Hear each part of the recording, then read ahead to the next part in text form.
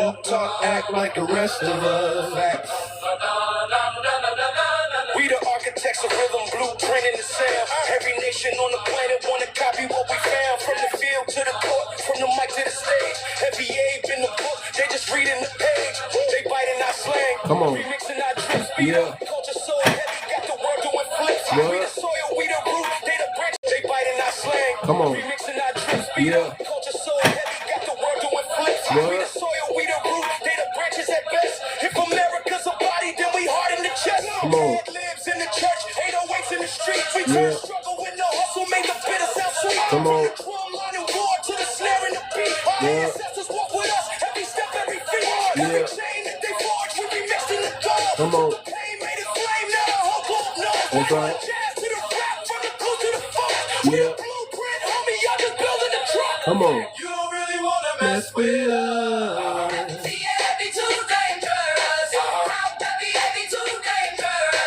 You don't really wanna mess with us. Don't talk, act like the rest of us. You don't really wanna Mess with us. You don't really Wanna mess with us. We the base, we the base, we the foundation. From the Negro spirituals to modern day vibrations. We the style, we the swag, we the walk with the lean. Whole world studying us like a college routine. Come on. From the cotton to the culture, from the chain to the chain. Ice on the wrist, now they copy the name. We the sermon in the rhythm, revolution of rhyme. Every bar got a scar, but we make it divine. Who told the world so? Who gave it that back? Who made pain sound good? Who from struggle to cash? We didn't steal the dance, it's hard to mix the slang. Come on. Can't steal the spirit that's born in the pain. The story ain't a chorus, it's a whole symphony, melanin melody. Come on. We the drumline of history, the trumpet of change. Every note that we play rearranges the game. Mess with us. FBA be too dangerous. Come on. You wanna mess with us. Walk, talk, act like the rest of us. You don't really wanna mess with us. You don't really wanna mess with us. Walk, talk, act like the rest of us. We the gospel in the grit, we the hood in the hymn. From the cotton gin sparks to the light that don't dim. Great beats father, we the 𝗔𝗯ance child. We the soul in the struggle, turn the pain into style. Haters that's black line, the vision that's flame. FBA in the roots, you gon' remember the name. Global trendsetters, whole world in our stance. Even Paris got the swagger when we taught him to dance. March on DC to the march in the club. From the fist in the sky to the bass in the sub. March on DC to the march in the club. From the fist in the sky to the bass in the sub. They can imitate the look, they can copy the tone, but they can't fake the soul. That's about to get started. Go ahead and get them lights up, y'all. TikToks, they follow the wave. We the leaders, they the students. Every culture we pave. So salute to the ancestors, the past and the present. We the gift to the globe. FBA is the essence. Stand up. Stand up.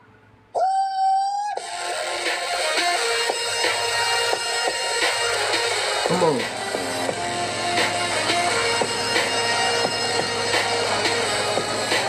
You don't really want to mess with us.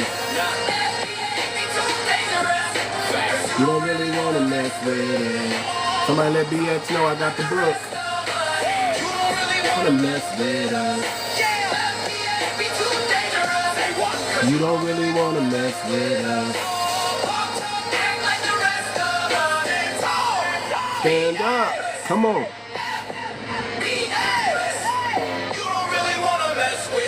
You really don't. We moving different out here, man. We moving different. We moving different. That's all I'm gonna tell you. We moving different.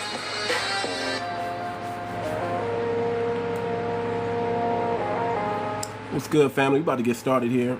We about to get started. I'm just giving time for people to jump in the room. Go ahead and hit them like button. Don't be outside the door. Come on inside the door. If you're watching from outside the door, just come on up in, man. We about to talk about it. We about to go through it. We about to, let y'all know who we is. We got to reconfirm and always never forget where we came from. So we're about to break it down. We are about to break it down, family. So y'all forgive me if my lighting seems a little bit off. It's because I'm going through a short. I got a ring light, but it could be working a little bit better, family. I ain't gonna lie. So if I had a title for what we're gonna talk about today, it will be how FBA became a people, a culture, and the bedrock of America. Let's keep it a buck. We are America. Foundational Black Americans, our indigenous Black Americans, our copper-colored people, the copper-colored nation. We are the copper-colored nation. I mean, if I want to be true about it, FBA, we are a copper-colored nation. That's what we are. We are the true Americans. We are the very definition of American. Okay? We are the very definition of American. We are more American than any person in America today. There's nobody that can out America us. Did y'all hear what Trump said? Americans invented damn near everything, and everything Trump mentioned was who? Who invented it? The Americans invented it. And who are the Americans? Foundational Black Americans, copper-colored nation, indigenous Black Americans, American Indians, Hebrew Israelites, and those some of us who still go by the term African American. Our ancestors, my lineage, your lineage. That's what that's the true Americans. Now, welcome to the show, family. We're gonna tell, this is where we tell the truth. We tell the truth that America tries to erase. The government tries to erase. Non-FBAs tries to erase. We're not just talking about history. We're about to reclaim it. Okay, we are foundational Black Americans. Freedmen. That's the umbrella that we're riding under. We chose to classify ourselves as this. The people who have been here for over 400 years. Forget what you thought. We are them. You understand what I'm saying? Our blood is the soil. Our sweat built this nation. Our tears watered the cotton, the tobacco, and the rice fields, family. And our brilliance built the wealth that turned America into a super power. Forget what you thought. We are him. We are them. And let me say this up front. We are not African Americans. We are not defined by a continent many of us have never even been to or even seen. Let's keep it above. We are defined by this land, this struggle, this history, this fight. Tonight, we're going to prove that FBA is not just a label. It's a lineage. It's an identity. A nation within a nation. Okay? We're about to talk about it, family. We're about to talk about how we were reclassified over and over and over and over again from the original copper-colored nation, from American Indians to Negro to colored to Black and to African American. And why we now reclaim the name Foundational Black American and Freedmen. We'll dig into how we created the language. Oh yeah, we created the language, family. The culture, the music, technology, and education under Oppression, all while being oppressed. We're an oppressed people, and we're still creating. We're still dominant. We're still doing amazing things.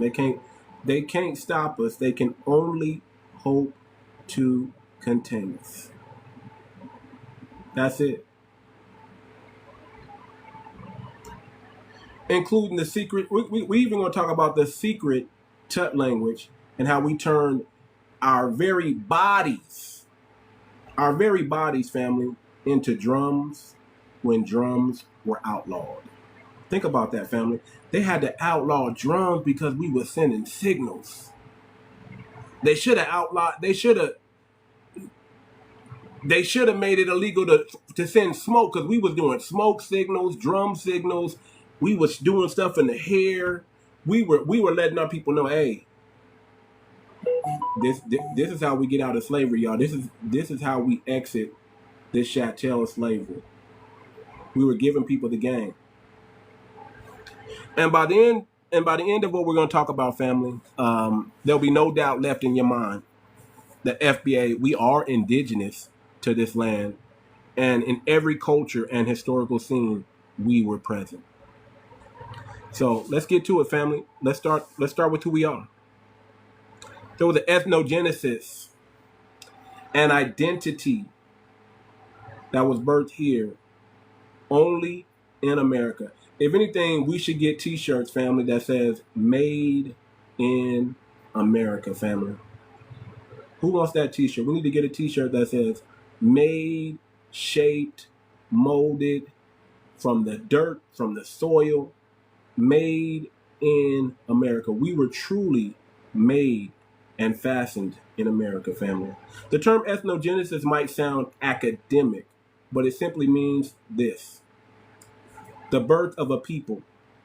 When a new, distinct ethnic group comes into existence, that is an ethnogenesis, family. We became a new people. The 90,000 Africans came over and joined us here on this land. They were sold and shipped out of their country by the very people that they come from. Now, some people believe those were Hebrew Israelites, and I don't doubt it. There's enough evidence and enough facts to suggest that. The same people that got kicked out of Egypt, the same people that got sold into slavery, 90,000 of them came over here to the fatherland and mixed in, worked side by side with indigenous copper-colored people here in this nation. That's exactly what happened to our people on this soil, family. We weren't just Africans dropped off here, family. We were shipped off. We were sold off. We became something new. We mixed in with the indigenous culture, the indigenous people. They accepted us and allowed us in.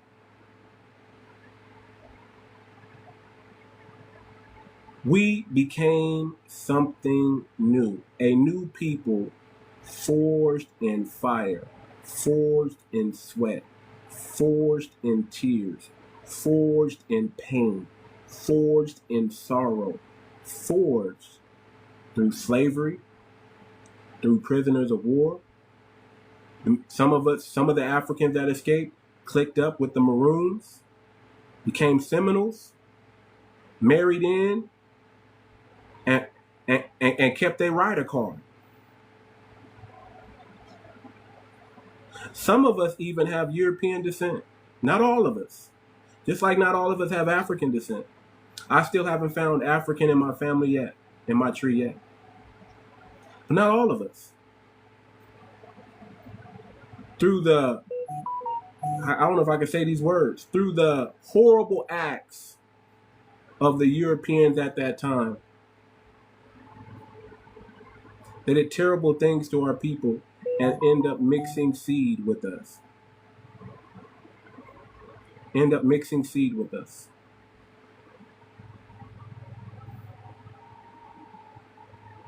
That's what happened, family.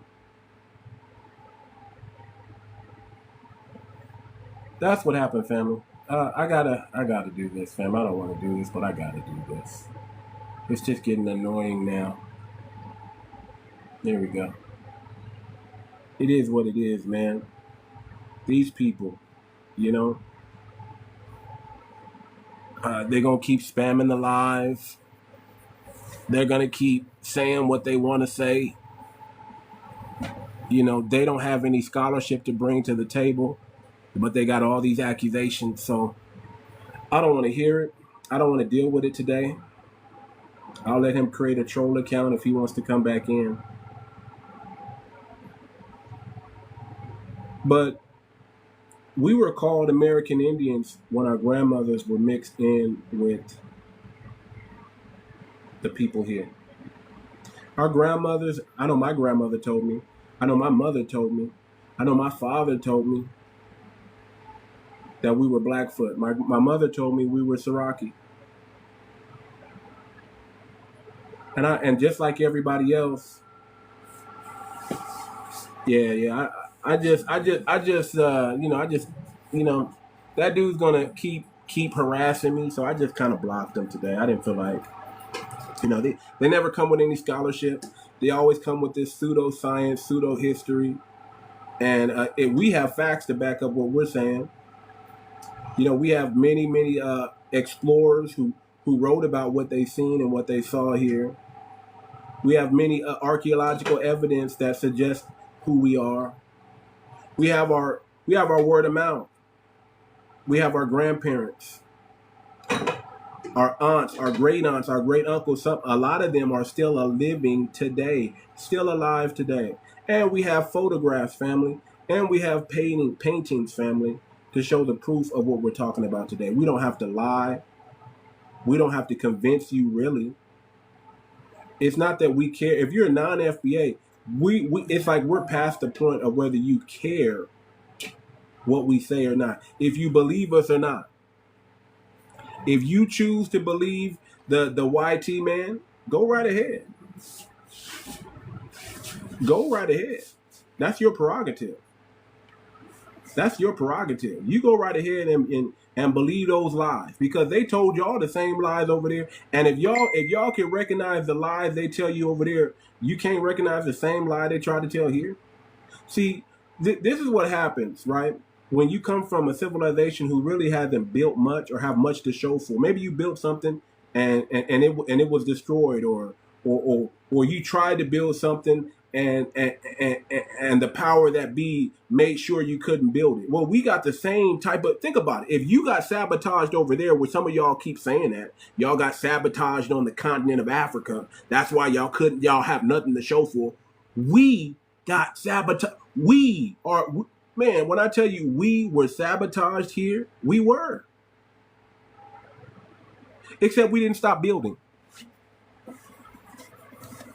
Except we got patents and inventions under our belt that the world still uses today. Except we didn't give up and we didn't flee to another country and tell people to feel sorry for us. No, we stayed here and we put in work. So it's not for anybody to believe what we are saying who's non-FBA, who's not of the lineage. It's not for you to believe. You can believe whatever you want to. I can't change your mind. The truth, if the truth doesn't change your mind, you're not going to listen to me. There's nothing I can do to persuade you. But this is for my people and those who want to know the truth. Those who want to hear. Hopefully I'm reaching some of my people who are on the fence. Okay? And this is not just for the TikTok family. This is for my YouTube family as well. I put this on for both. I need both my people to, both platforms to understand and know what's going on. Okay? So we were called American Indians. Our grandmothers told us that. We were called Creoles. We created a new culture in Louisiana and the Carolinas. Then they tried to call us Negro. You're Negroid. And then we went from Negro to color to black. And then they slapped on the agenda, which is their real agenda, to disconnect us from this land and make us second, make us not real citizens in our own country, not indigenous to this land. They want the biggest land grab they did was classify us as African Americans, and then allowed those who are not the people that were classified this, who come from the actual continent of Africa and from the Caribbean, to also latch on to that same name, Black and African American, to further try to erase our history, erase our greatness. Still to this day, I saw another interview with Fat Joe and Jadakiss, and they trying to act like because we wasn't from New York, we don't know what happened. We don't know how hip hop started. When the very pioneers of hip hop are still alive today, and out of their own mouth, they told the story. And there wasn't any Puerto Ricans, and there wasn't any Hispanics, and there wasn't any Caribbeans in this story. Very few were involved in this movement from the grassroots. This was a grassroots movement. And just because you have a Dada Puerto Rican there and a Dada Jamaican or Caribbean there, that you think they were involved in, no, they weren't. They were imitating a people. They were cosplaying a people that influenced them. They were being influenced by young kids from the block. You didn't create this. We created it. Our culture created this. It came out of our culture, or else you would have created it in the Caribbean. You would have created it in Africa. You would have created it in Canada. You would have created it in the UK. But it didn't start there. And then somehow word got out, because we travel within the country. We travel within the country, family. Somehow word got out over on the West Coast.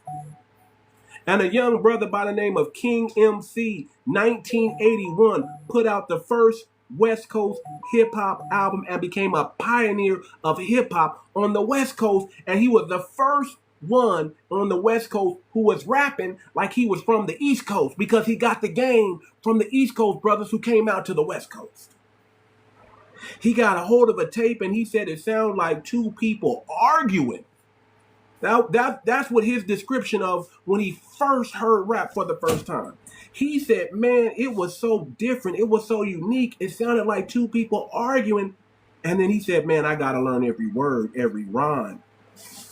And he went to school, busting those verses that he heard on a tape.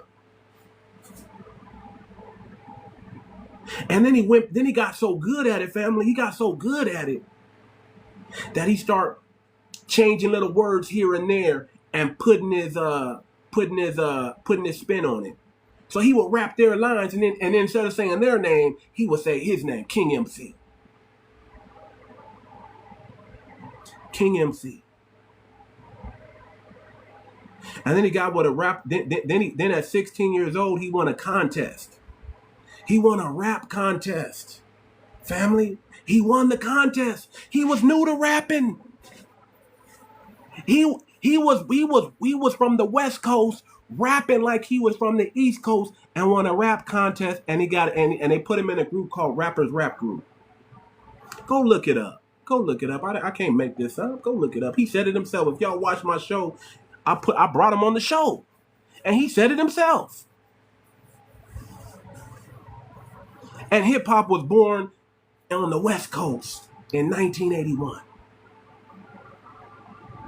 It started in the Bronx, but it traveled. But the culture, black culture, doesn't just stop on the East Coast. Doesn't just stop in the South. Doesn't just stop in the Midwest. It goes all the way to the West Coast, family. And we got a hold of that, and we ran with it.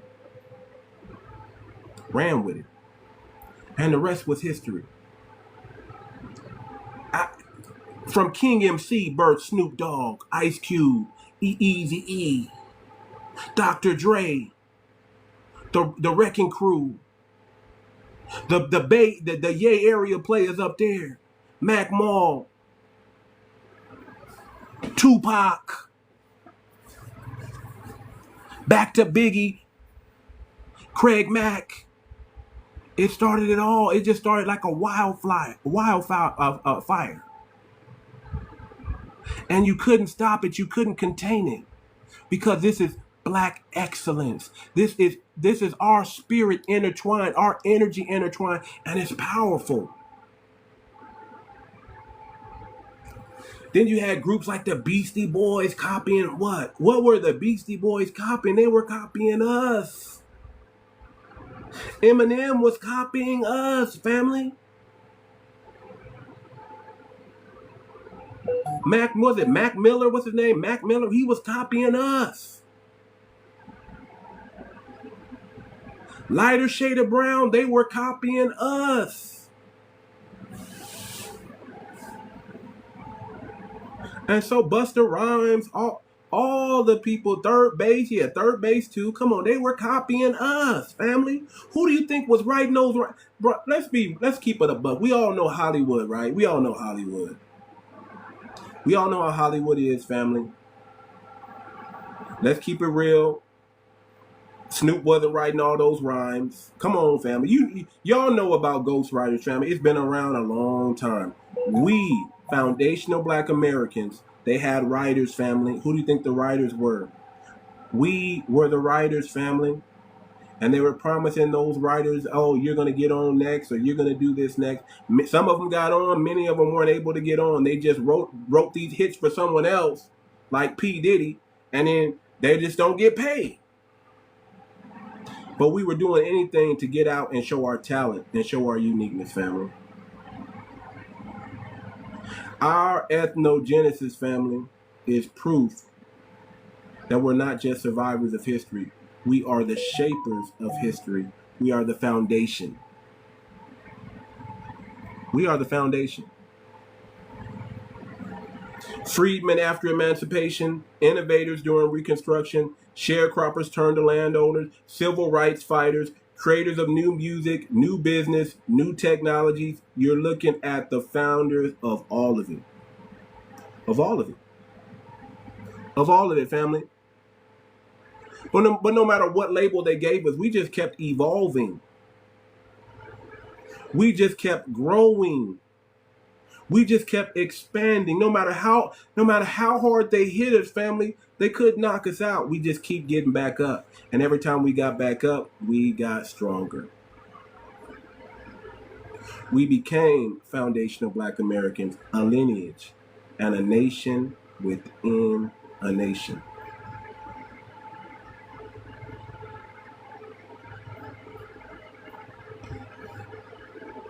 Let's talk about the genius of our survival. When they outlawed reading for our ancestors, family, what did we do? What did we do when they outlawed reading, family? We understood that, hey, we need to read. We need to be able to read so we know what's going on. Because the best kept secret was hidden in what? In books. And we understood that, family. And when they outlawed reading for our ancestors, you know what our ancestors did, family? We created our own secret language. It was called Tut language. Tut was a phonetic code, a way to teach our people how to spell and read without the overseers knowing what we're doing. Tut was passed down orally, syllable by syllable, as a secret literacy tool, family. And when the slave clothes outlawed drums because they knew we used them to communicate, we sent messages to plan revolts, and we turned our bodies into instruments, family. We stomped, we clapped, we patted. We turned the dance into a language, a code, right in front of the oppressor's face. They didn't know what the hell. They just thought we were so stupid and foolish and childlike. And yeah, them stupid, foolish, childlike people who braided their hair in the form of a map, who spoke gibberish, that was our Tut language, who stomped and clapped their feet and sold and sung Negro spirituals, which broke chains of oppression, and told our people about the secret railroad, the Underground Railroad. which gave our people hope, which gave us the strength to carry on. We did that. We did that. This was a nation building in real time, family. Our people understood that education was liberation, and they risked their lives to pass it on. That's why some of our grandparents today, they hate that we went through the gang culture and the drug culture. They hate that. Because they always expected more from us because of the struggle that we went through. That's why it's sad that so many Black American, foundational Black American families don't even get along, some of them. Think about what we all went through. Think about the struggle that we all went through, and we got nerve, right, to hold a grudge with our own blood and family. Family can't even get into business together. Think about how sad that is, family. Some of us can't even go into business with our blood relatives. We all came from obscurity and became something. And some of us can't even get along. Some of us, not all of us, some of us. And it's a shame. It's a shame that some of us that sometimes our family members take advantage of us the most, when we should be strong and we should be together and we should be in unity. I'm not even going to sit here in front. I got family members I got sisters, brothers I can't even talk to, that I can't even deal with. Disrespect. I'm the black sheep in my family. I'm okay with saying that. I am the direct seed of my father. I speak my mind. I stand on business. If you don't like what I gotta say, it's not going to change me. But would I love to get along with some of my family members? Of course, man. I'll tell you the truth. It's hard to forgive sometimes. It's hard to forgive because they've overstepped their bounds, and some of them have gone too far. Some of them have gone too far.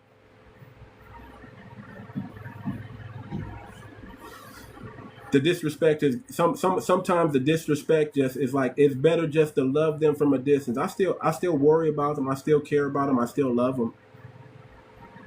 But I'll tell you, it's going to be very, very. It would take an act of God for me to forgive some of the things they've done to me.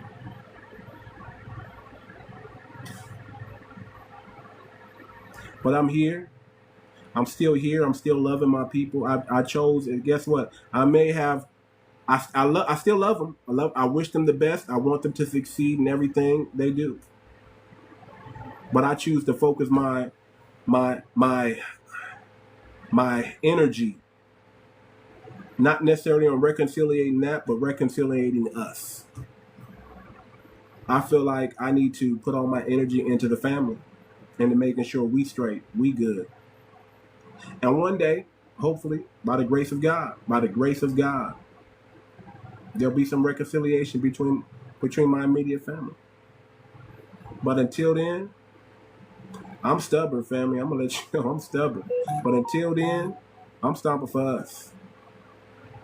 I'm going to keep stomping for us. I'm going to keep building for us. I'm going to keep doing for us. I'm going to keep working for us. I'm going to keep on keeping on.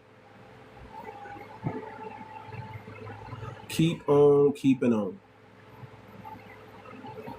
But as we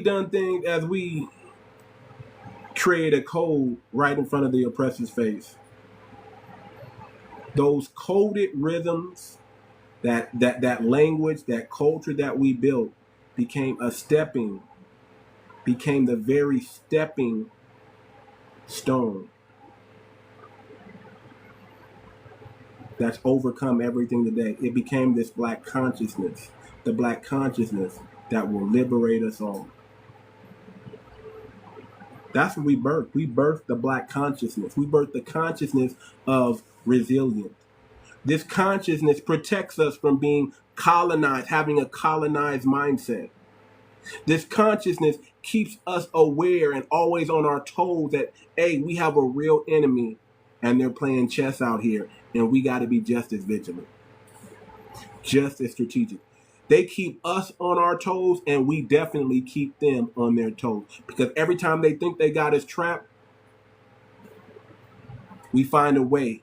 We find a way up out of it, and they have to find new things to entrap us and to hold us back and to keep us down. We've been battling COINTELPRO from a long time, but guess what, man? Even their COINTELPRO has lost its sting. Even their COINTELPRO, they can admit it's not working. Even their police, even their system of policing us, it's not working.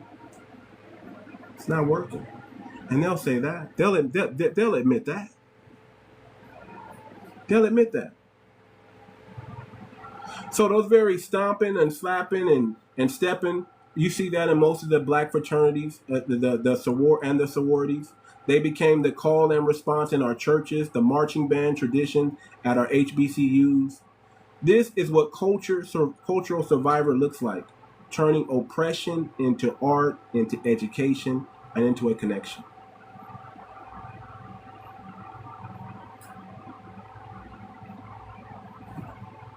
Who you down there arguing with, cousin?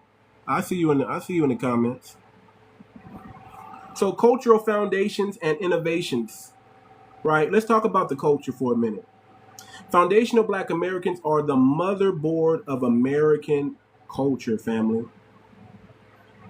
Every major music genre that American exports to the world, gospel, blues, jazz, rock and roll, soul, funk, R&B, hip hop, all of it came from us, family. Our language, what they call AAVE, is full of rich linguistic system with grammar, syntax, and rhythm. It's not broken English. It's a code, a cultural fingerprint. They used to call it jive. We used to talk jive. They didn't know what the hell we were saying when we used to talk jive in the 70s, family. They didn't know what the heck we were talking about. They had no clue. They still have a hard time catching up to the words that we invent today. Our food, what they now market as soul food, was survival cuisine turned into culinary excellence, family. From collard greens to cornbread, from gumbo to sweet potato pie, we turned the scraps into a feast. We call it soul food. Go get you some collard greens. Go get you some baked potato. Go get you some sweet potato pie. Go get you some macaroni and cheese. Go get you some chicken. Go get you some barbecue. That's us. Our art told stories. Our quilts hid escape routes on the Underground Railroad. Our folk tales carried African and indigenous memory, remixed for a new world.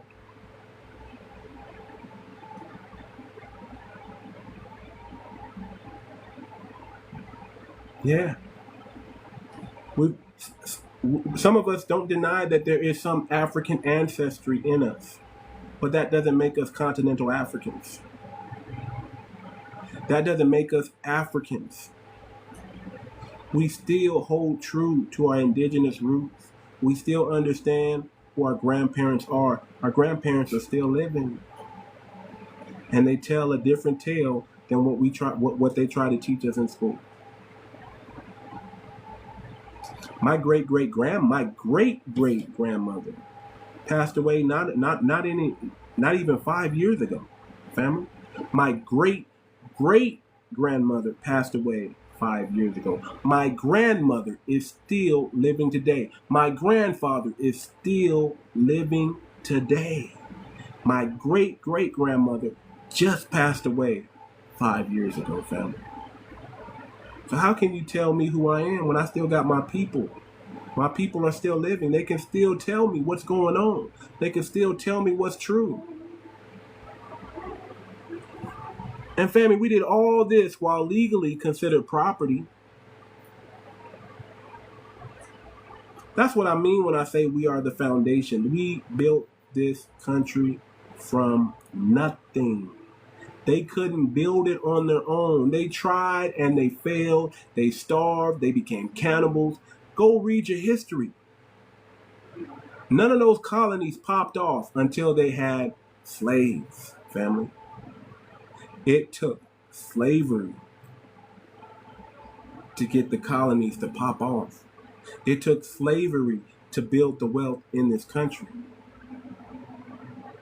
It took the reclassification of indigenous people to Negro for them to rebuild and shape this country. It took sharecroppers to build and keep the system alive. We built the railroads, family. Before there was Asian immigrants here, it was us. The railroad companies owned slaves. And most of your track, all of your track on the East Coast was built by slaves. Some of the now some of the West, it was a mixture. It was a collection. It was a collection of Indians. It was a collection of slaves and very few Irish that built the railroads, family. But we were always there. We never left. Country music was birthed because of the railroad, family. There would not be a country music if it wasn't for slaves on the railroad. Stories of Paul Bunyan. Now, that's us, family. That's not them. They just took it. We invented everything. Everything that they claim they invented is a lie. And we're gonna keep calling them out on that. They lie. They couldn't do nothing without the genius of foundational Black Americans, indigenous copper-colored people. They couldn't do anything without us. That's just the facts. Y'all get the likes up, man. Come on, get them likes up. I know I'm giving y'all the game. Get them likes up, man. What y'all doing, man? What y'all doing to me? America doesn't like to talk about that part, family, because it proves that FBA didn't just pick cotton. We picked up patents. Patents for the railroad. We dang near invented everything coming out of America, family. Everything that Trump tried to say Americans invented, he was absolutely right. The true Americans, the foundational Black Americans, built it all. And when I say FBA, you know I'm including our indigenous family. You know I'm including our Hebrew. I'm including us all under that umbrella. All those who are of the lineage. Foundational Black American holds tens of thousands of patents, nearly 50,000 between 1870 and 1940 alone. Lewis Latimer perfected the filament in Edison's light bulb. Without him, Edison wouldn't have lasted long enough to be useful. Garrett Morgan created the modern traffic light and the gas mask. So y'all wouldn't have been able to go to World War II without them gas masks, because it was biological warfare out there. Elijah McCoy, come on. Y'all need to really know about Elijah McCoy. Developed a lubricating cup for steam engines. People called the best equipment the real McCoy because of him. You know that term, the real McCoy? That comes from Elijah McCoy, a foundational Black American. Granville Woods, the Black Edison, who developed railway telegraph. Frederick McKinney Jones invented the refrigerator trucks, revolutionized food transport. You wouldn't be able to transfer food today if it wasn't for Granville Woods. Thank God for that, brother, because now we can get food on the East Coast all the way to the West Coast. See how that works, family? Y'all need us. Y'all can't do it without us. Y'all keep trying and y'all keep failing, and we're always been the secret sauce. All you need is the foundational Black American in the midst, and it's going to get done. George Washington Carver, agricultural scientist who saved southern farming with crop rotation. He also is the secret sauce to Henry Ford's mass production of cars. He didn't just invent peanut butter, family. This was the very first biochemist in the world. Let me say it again. George Washington Carver was the first biochemist in the world, the original. And that's FBA. Without biochemistry, where would the world be today? This brother was known for speaking to plants. They asked him, how did you come up with all these inventions? How did you... The white folk, the YT folk were dumbfounded at this brother with a high-pitched voice. And I'm not even going to get into why he had a high-pitched voice, but he had a high-pitched voice, and they were dumbfounded at his genius.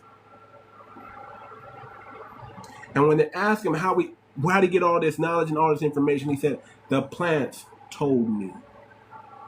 This brother was communicating with plants. He was the plant whisperer out here. The very first biochemist. And I'm sure they stole a lot of his stuff, man. I'm sure of it.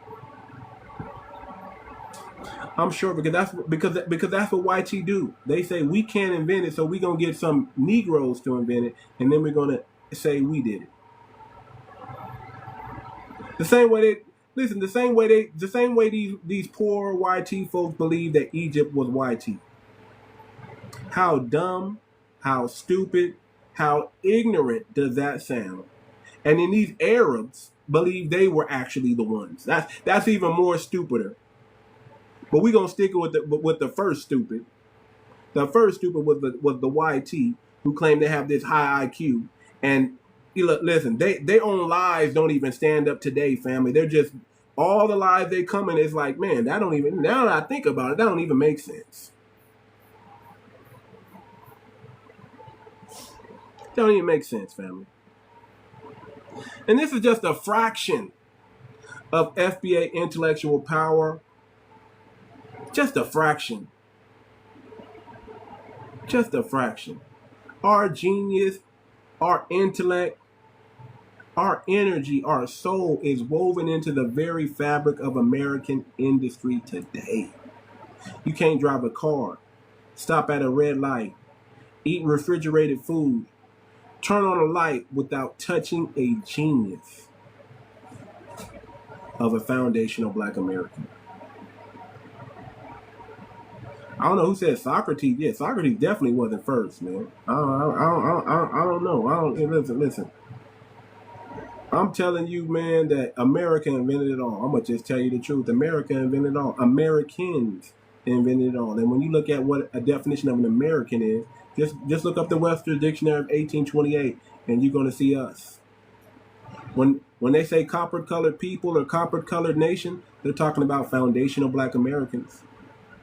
They're talking about indigenous, aboriginal Black Americans. They're talking about Afro-indigenous. The word Afro, family, comes from us. It has nothing to do with Africa. The term Afro has nothing to do with Africa. That is an American term that other people are stealing and cosplaying. Shout out to 𝗔𝗶𝗴𝗵𝘁𝘀𝘀𝗶cie with this Afro coin. But Afro comes from America. So shout out to us because they can't even create a coin without giving us props. And I wish that brother well because he's doing what Gaddafi never could do. So what does all this prove, family? It proves that we are not outsiders to this nation. We are this nation. This is why we reject the label African American, because our story doesn't start in Africa. It never did. It never did. Our story does not start with 90,000 slaves making it to the United States. I'm sorry. Just doesn't start there.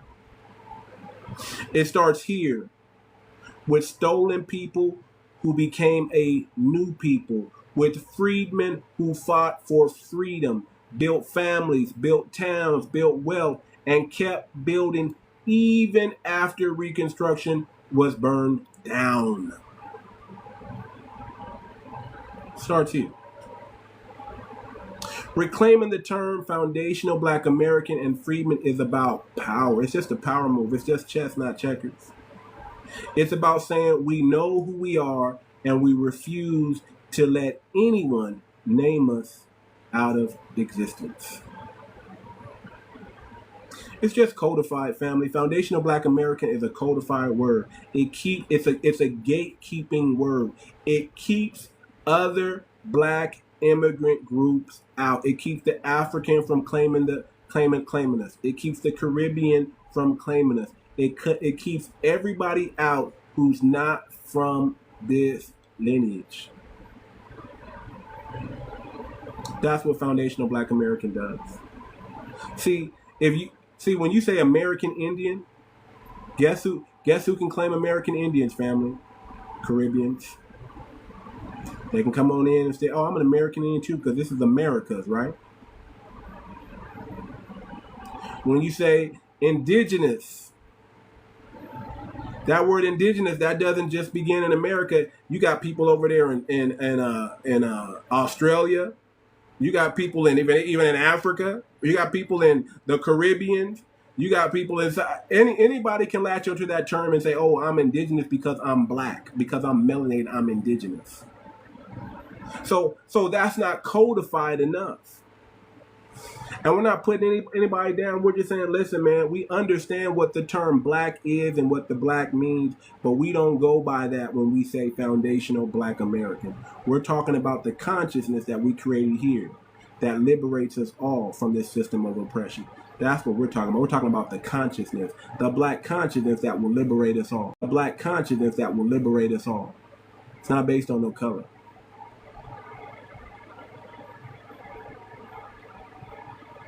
So if you're listening tonight, take this into your call to action.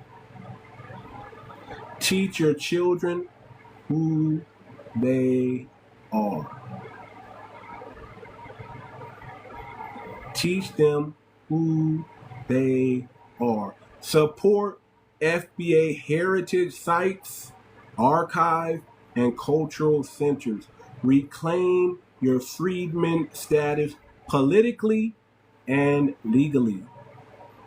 Build our own institutions. We built this country, and it's time to start acting like it. We're unapologetic about it. Unapologetic about it. We built this country. And I will challenge any red man, YT man, non-FBA person about what I'm saying. We can go all out. I'm a stand on business. We built it and you didn't, and you can't prove that you did. All you can do is lie. I got the facts. I got the receipts. And that's just what it is. Y'all get the likes up, family. Come on, man. Y'all let me talk this long. I need y'all to get them likes up. Get the likes up to 10K because I would like to chop it up with the family. If not, I can just end the live early. You know, my wife would love to hang out with me. I don't know about y'all wife, but my wife loves to hang out with me. So she would love to get me off this TikTok so we can chill. But I wanna make myself available to the family. So y'all get the likes up, man. Get them likes up. Get them likes up. If I don't see them likes going up in the next 5-10 minutes, I'll just end the live. It's no problem to me. He said, I'm going to exit before my rage explodes further. Cousin, who's bothering you in the comments, cousin? Who's bothering you in the comments, brother? I can't have you exit yet, man. Hold on. Who's bothering my brother, cousin? Let me look at these comments up here. Are y'all messing with cousin? Who are you talking to, cousin? Who are you over here battling it with? Let me bring up my brother, cousin, man. See what the heck is going on. Cousin, you get privileges, man. Get them likes up to 10K, family. Get them likes up to 10K. Cousin, come on up here, brother. Who bothering you, man? Who is bothering you, family? Get likes up, family. Get the likes up. Get the likes up. What's going on? You got a party? You got a club? Baby boy, I'm a club all by myself. I told you before and I've said it before so that you understand. I do not follow trends. I am a trend. Where you at, man? I'm at home. I'm at home. I'm gonna mute up so you don't get dinged, but understand, Daddy rock, baby. I play smooth. I have tried to be very clear in my positions before. I do not attempt to take over any live that I might come upon. That does not mean that I do not have views that might agree and or disagree with the host. Talk about it, brother. Talk about it, brother. When you talking to me? You talking to me? Tell me about it. Come, Alexa, pause. Come on, put Alexa anybody on else got anybody else that got Alexa out there, you just got. Okay. Come on. Talk to me, brother. Who got you mad?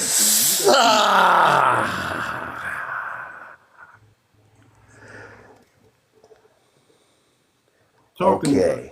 Who got you mad?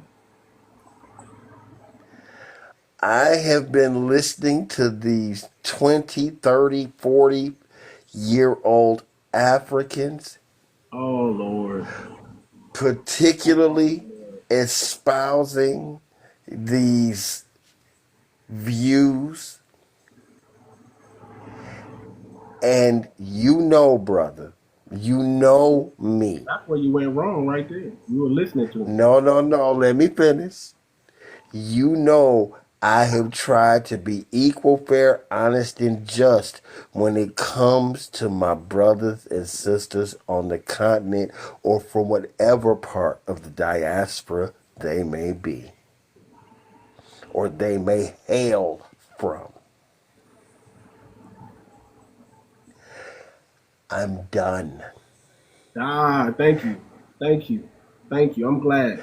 I have tried to be cordial, nice, considerate, and polite. Mm-hmm. And they have chose to view me and my position as the enemy of them. They tethers, brother. You can't help it. You can't convince the tethers. I have no problem understanding and recognizing what a tether is. Now, you know that. As stated, the idea that of the 54 countries on the continent and or those who are throughout the diaspora working against FBA and wanting us to act as if it's normal. Wanting us to act as if it's just one of them things. Wanting us to act as if, yeah, but if you do not immediately remove yourself from my sight, and I got 20/80 vision. You said 20/80 vision. Jesus Christ. I see you coming from the depths that you have not even grasped that exist. But you want to attempt to come at me with some sort of argument, some sort of defense, some sort of case against me? Brother, let me help you out. Let me purely describe this. I was on another live, and I literally had this brother come to the aid of someone else because they did not like the line or the harshness of my questioning. Which one of these somebodies out here would go before a court in the modern world and not expect harsh questioning? Now, I want you to ask me a question, brother. What was the harsh question that he took great offense against? What was the harsh question that he took great offense against? What was How old are you? it? They took offense because you asked how old they were? Uh-huh. Well, that's relevant when it comes to wisdom. Because But if you're young, ignorant, and stupid, and your cerebral cortex, or should I say your frontal cortex, has not solidified, this is what you bring forth as a viable argument. yeah, but cousin, you know, even myself included, when you're young, you know, you make a Brother, lot. you know I try and embrace, you know I try and embrace and give those who are younger grace. You know that. That is never, you know I give that position as my floor. That is the same floor that reparations is on. I'm giving you grace and understanding as a floor. And when those who try and tell me that the floor that they literally are standing on is wrong, and you want me to act as if that is a viable position? If you do not get the fuck out of my goddamn face with that bullshit ass argument, and brother, please forgive me. You know I don't normally come that intense. Family, You want to come at me? y'all see this book right here, family? Y'all let BX know the book came in. I got the book. This is one of our own on TikTok, BX. She got a book out called Loving on a New York Hustler, a fiction book. And yours truly, I got it. I got it. Ooh, that's BX book. You know what, bro? I'm next broke time as I the run net. into BX, I'm gonna need a signature. When I meet BX, I'm gonna need her signature right up in here. I don't know if y'all can see that. Brother, you either travel to New York or you get her to bring her aspirations out to you. But you get that signature because she is a voice that should be adhered to and recognized as a viable voice in the new black media. Yes, indeed. Y'all let BX know that I'm looking for her. I need to see her in person. I need an autograph. I need to run into her soon, and I need this autograph. I need this book autographed. So when I travel to New York, when I travel to Harlem to visit my cousins, I'm bringing this book with me. And I expect to run into BX, the gatekeeper. Y'all let her know that I got a book right here in my hand. It's not an ebook, y'all. I purchased this I bought it off of Amazon. Okay. And it's not just one. I think she got more than one series going.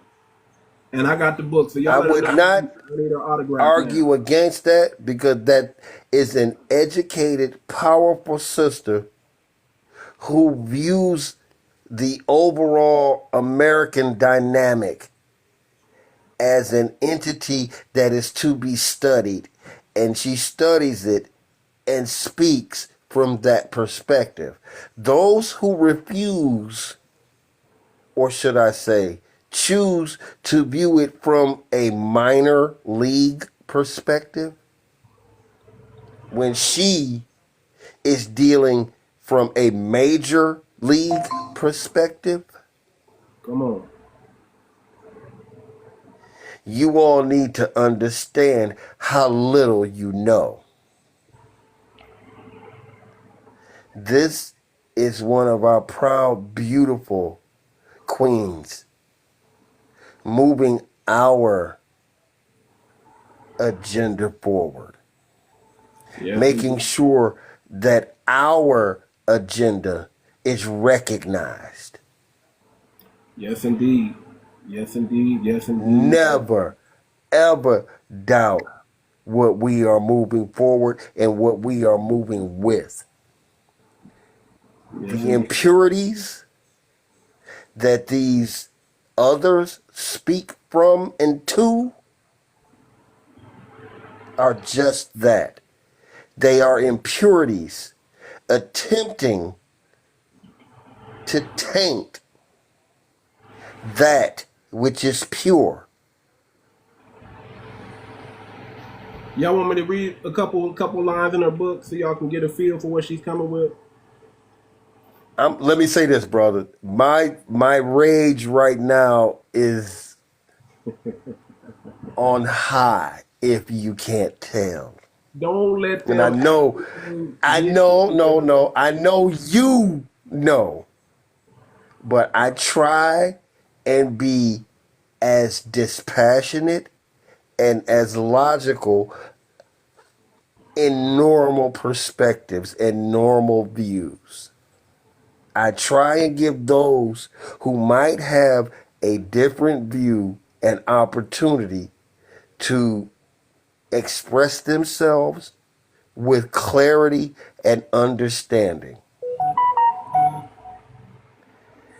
That ain't to goddamn day. Well, y'all know I won't say I was emotional, but I was highly upset. Maybe righteous indignation would be the best to see some of our people acting up out of code, man. When I see our people moving off code and not caring when you try to correct them and let them know, hey man, this is off code behavior. That just, that got under my skin one day. So I can imagine, but man, I'm not gonna let no tether get me all bent up out of shape, especially when I know that their job is to be a tether. It's not about them being a tether, brother. I promise you, it's not about them being a tether. Again, I got a couple of days on you, so I see things a little bit different. I have a little bit more depth and perspective than your position. Brother, they got up under your skin, man. You can't let them get under your skin like that. Not them. How often do I do that, brother? I know. I rock for my. Who do I rock for on the continent? It's two somebodies I rock for. Tell me who they are, brother. With it, Joseph Malena? Thank you. Listen. It's Julius Malema, but yeah, brother. My point is purely, you cannot come at cousin Uncle Grampy with this position that he ain't seeing things. But when you 30-year-olds and you 20-year-old Africans specifically attempt to act as if your limited time on this planet is the only view that you see it from, when you refuse to acknowledge that the only way that I could even take on a persona of cousin, Uncle, Grampy is if I didn't have some time and some wisdom behind me. You who choose to espouse that position and view have barely lived. But you want to tell somebody like me, who has lived 8 times the lives that you have, that I don't know, or we don't know what we're talking about? But you want us to be patient with your ignorance. Explain to me how I'm not supposed to get tired of your stupidity. You know why? I'm gonna just say it, brother. They don't matter in the scheme of things. They want to matter. That's the problem. They want to matter, and there's nothing wrong with them wanting to matter. But like you said, brother, it's true. They're decades behind. I'm not gonna get mad at no child for being a child. I'm not gonna let them get into I'm my not feelings. trying to, brother. They're just You babies. know, again, I'm not trying to be, but when all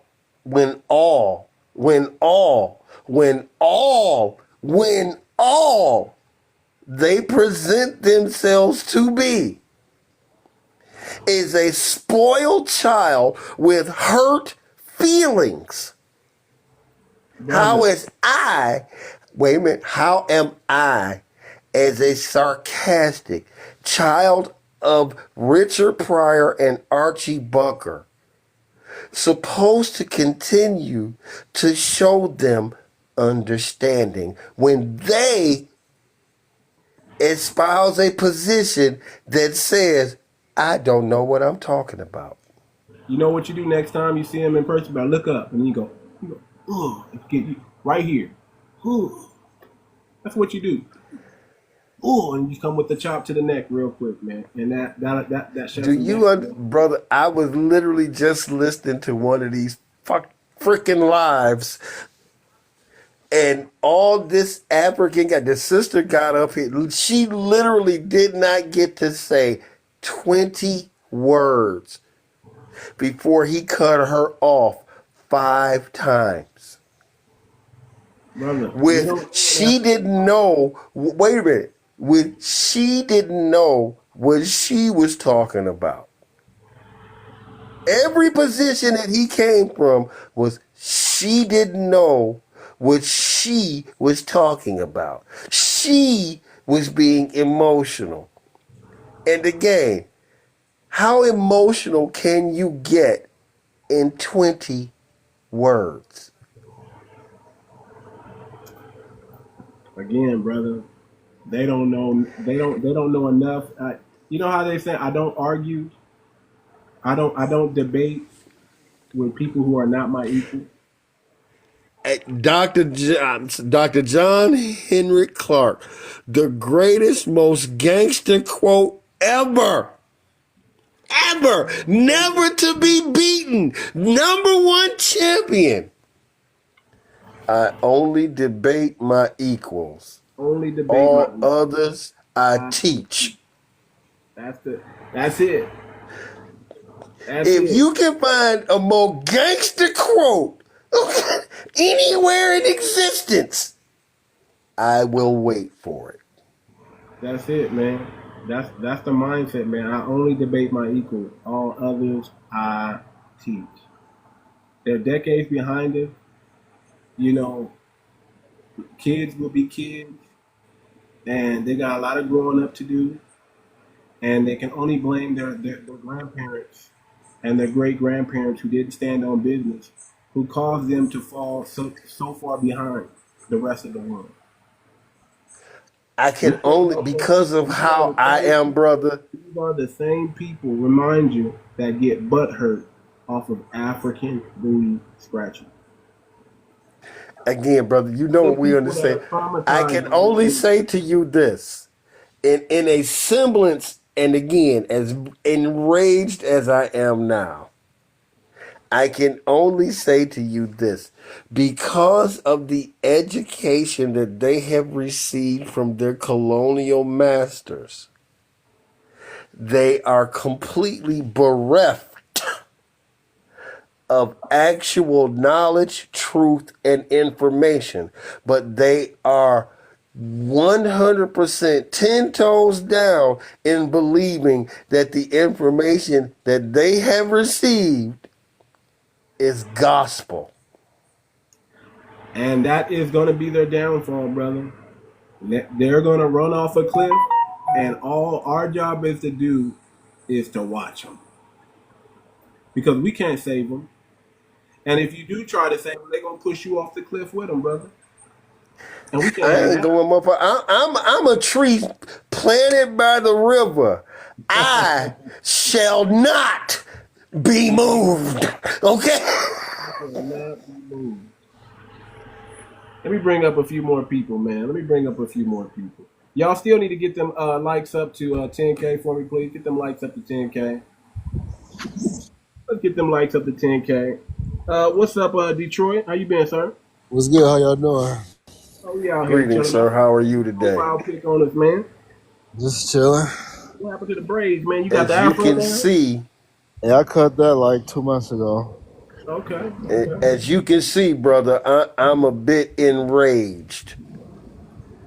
So Enraged what you at bringing what? to the table with me? What you enraged at right now? It's a lot to be enraged about. He's enraged Exactly. childlike No, brother, no. Here's the thing. Because of how we are as a people, we are more than accepting of those who may not necessarily be kinfolk. They skin folk, but they ain't kinfolk. And the idea now, my enragement has to be with them not being able to distinguish between skin folk and kinfolk. Between good and evil. They can't distinguish between. So where you at with me, brother? I don't think they can distinguish. Just some ulterior motives going on right now. Am I supposed to acknowledge their ulterior motives as on the same level as ours? Brother, but We don't have ulterior motives. Yeah, you got to understand. Exactly. Yeah, you got to understand, though, brother, that a lot of them are getting paid for this, brother. They don't got any other job but to be an advocate. Yeah, this is all a cash grab, a grasp for relevance, a grasp for attention. There's a lot of stuff going on in regards to this. And they're trying to extract it all our from us. job. They're trying to extract And money it is- from us. They want to extract attention from us. They want everything we have.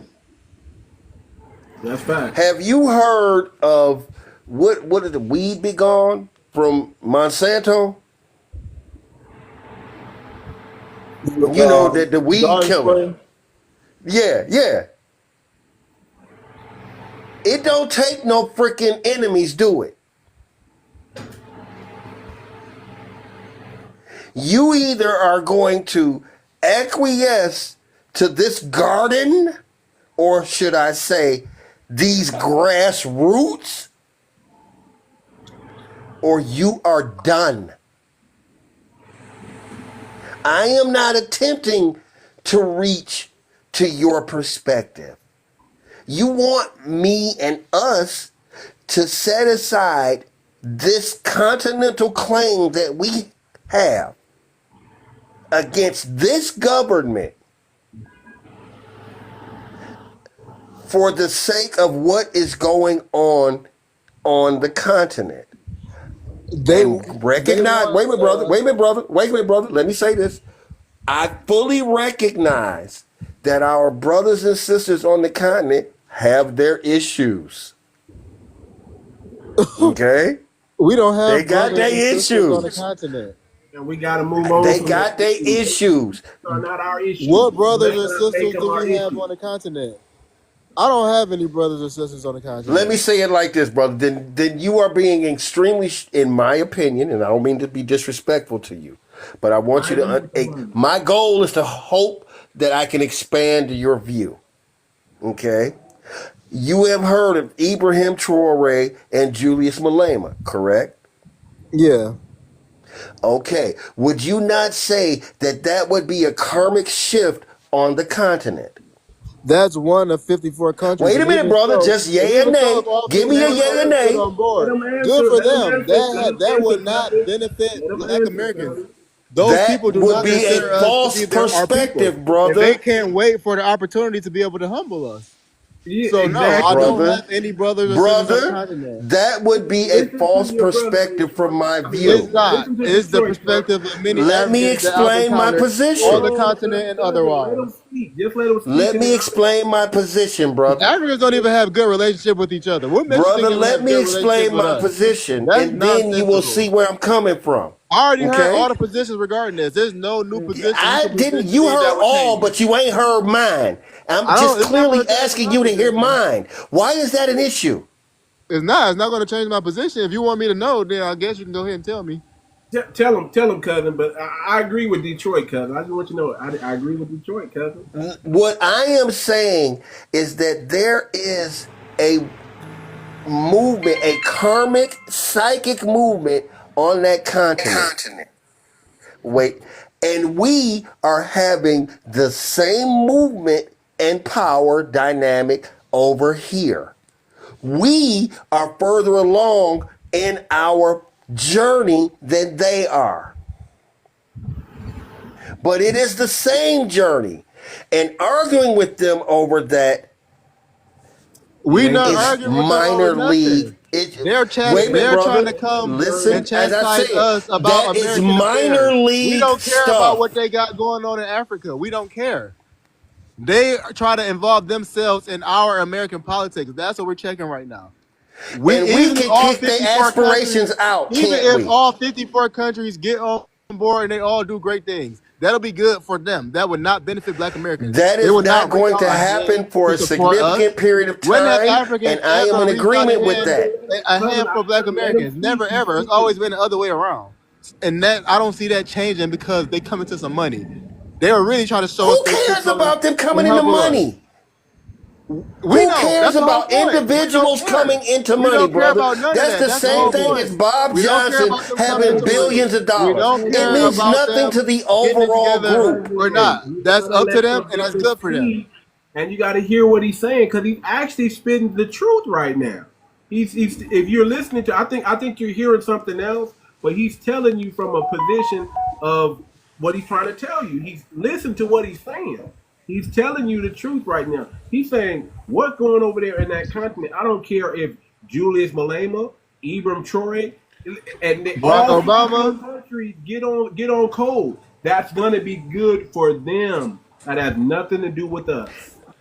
I have said repeatedly Nothing. that I need my brothers and sisters on the continent to build their house up while FBA builds their house up here. Have I not said that repeatedly? Yes, but here's the problem with that. I hear what you're saying, but listen to you're right. what That's like you conjoining them or if they something. first I'm of all, not conjoining them. I am So simply why even saying mention build them yours together? while we build cousin, ours.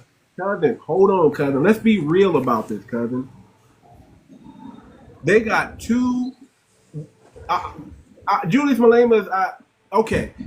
One, Ibram Traore, revolutionary person over there who's actually trying to finish the work of Gaddafi, who's actually more worthy to do the work of Gaddafi because Gaddafi was Middle Eastern and at least Ibram Traore is African.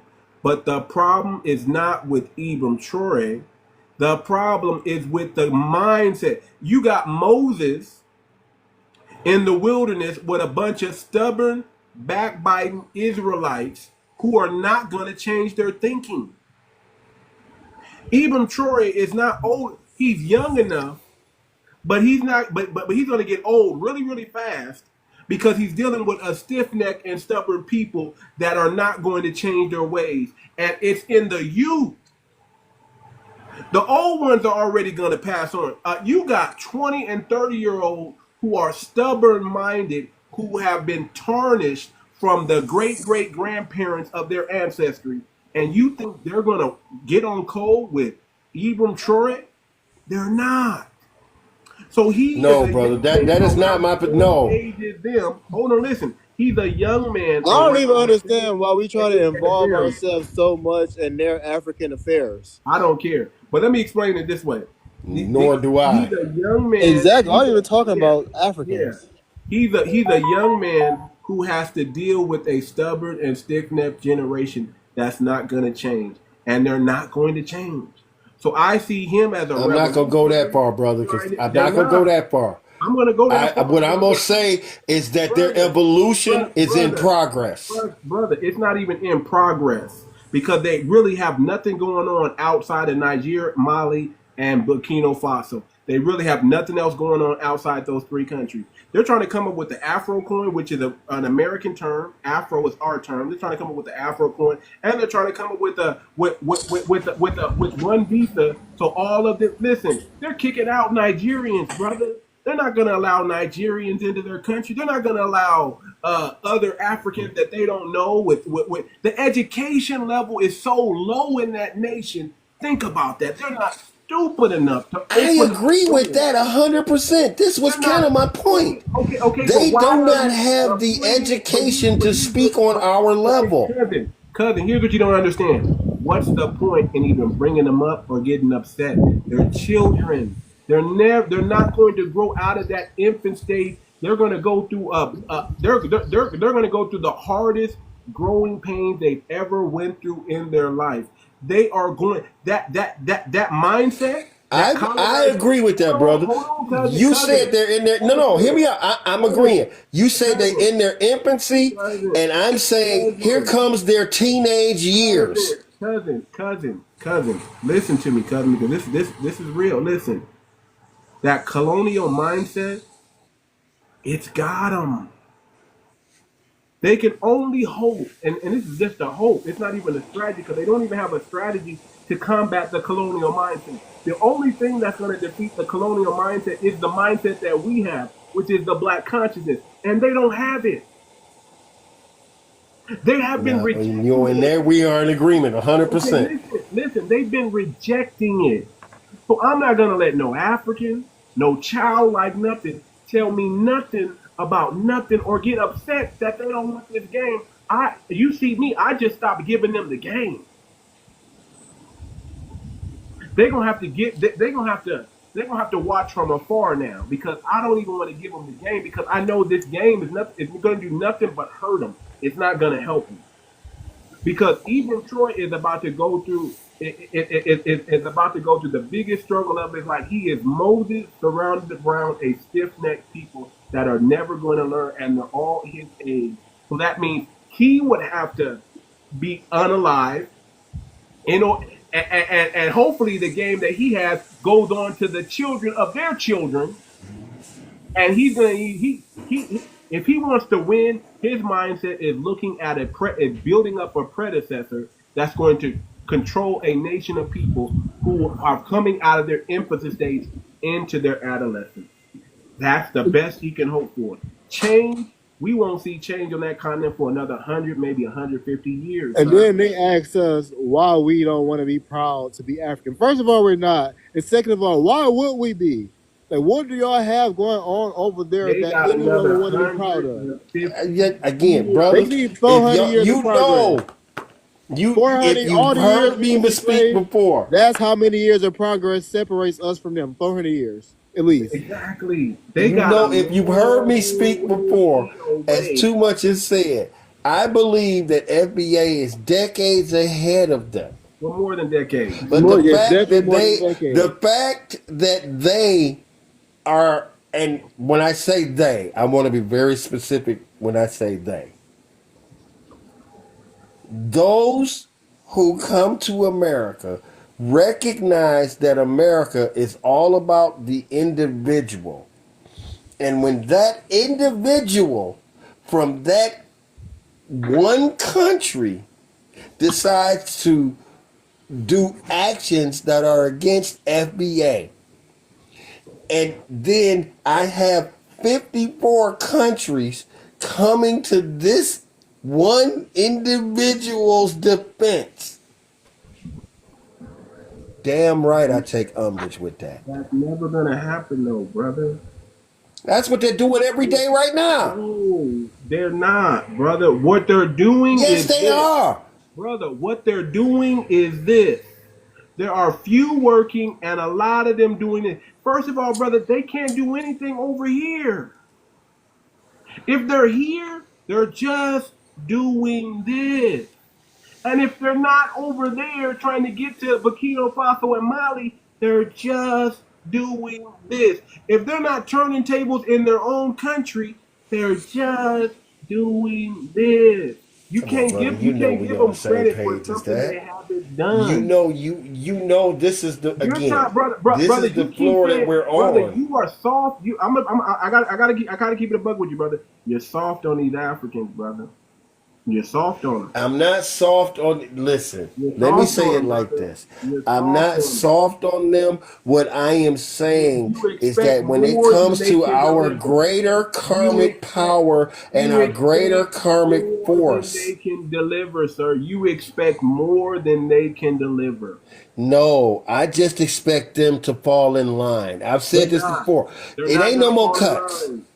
Listen, it ain't no more cuts. Okay, hold on. Listen to what I'm going to tell you right now. The best of the best that Africa has is over here in America, sir. Let me say it again. Man, you know we know that. Yes, the best. That's what America does. We plunder. We plunder the best of your world. Listen to yourself, so we can move off this topic. Listen to yourself.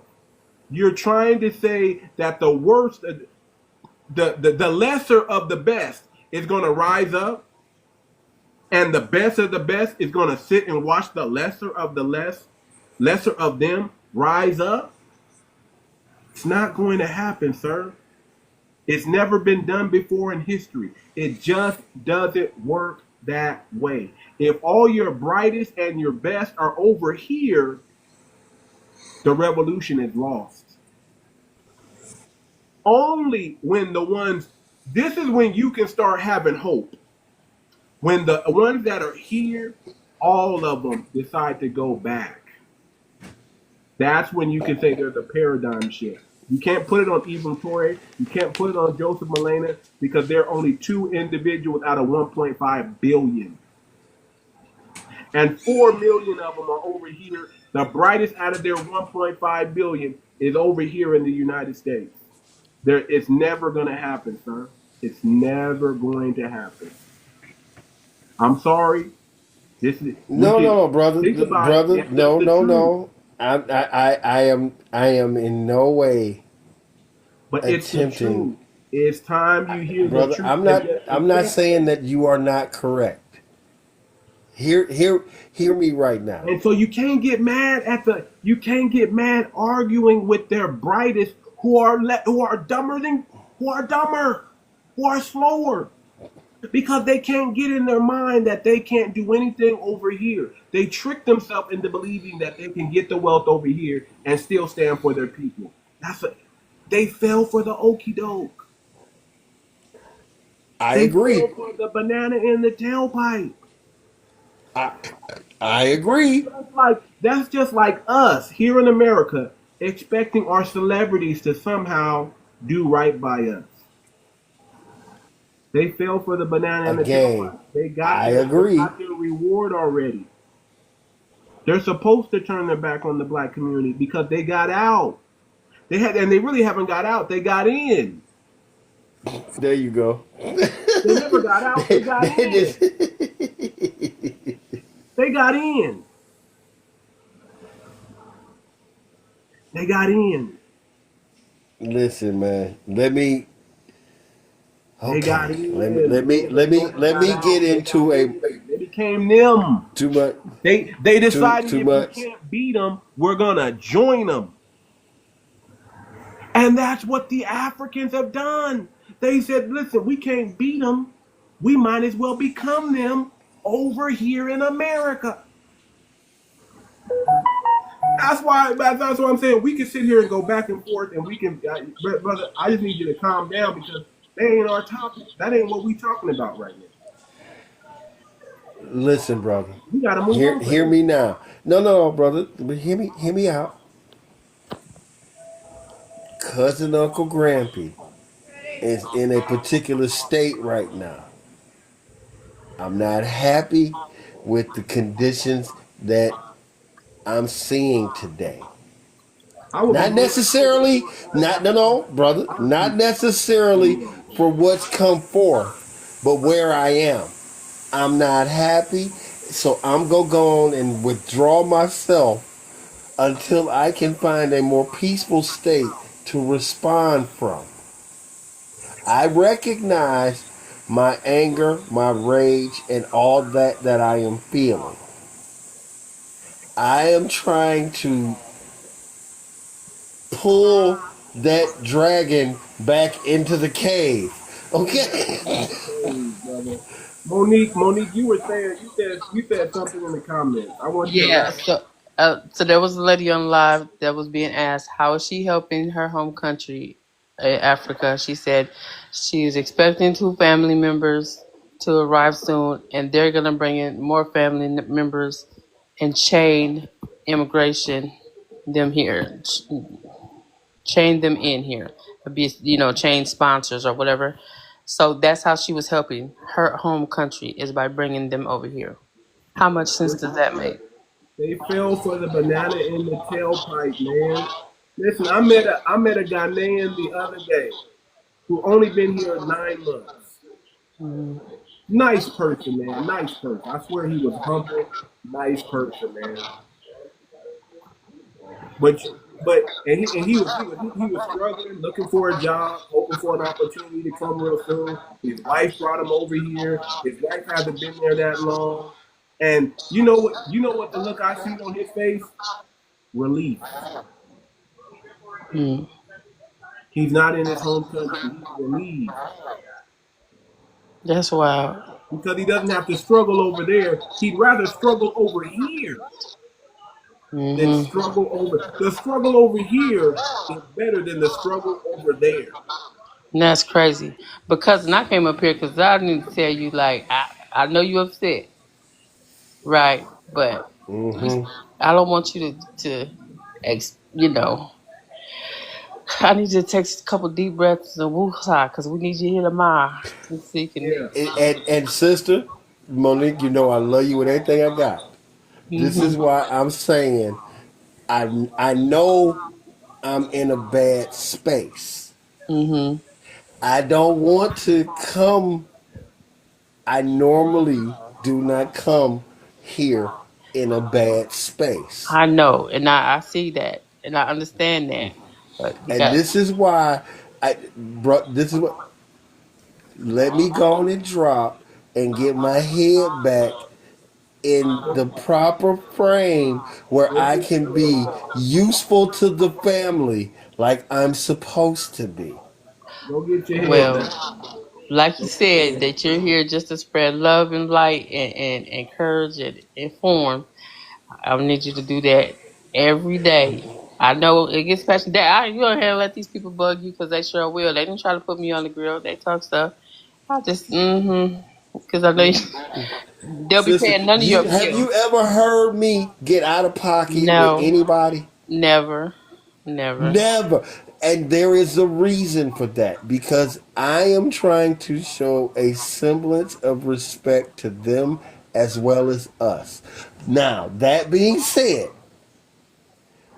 let me go on and recede into the background. Let me go on and hit me a bowl of 8. Okay. Now you smoking. And move into tomorrow. Okay. They got you. They got you over here. So I need to smoke some herb. I got you, brother. Okay.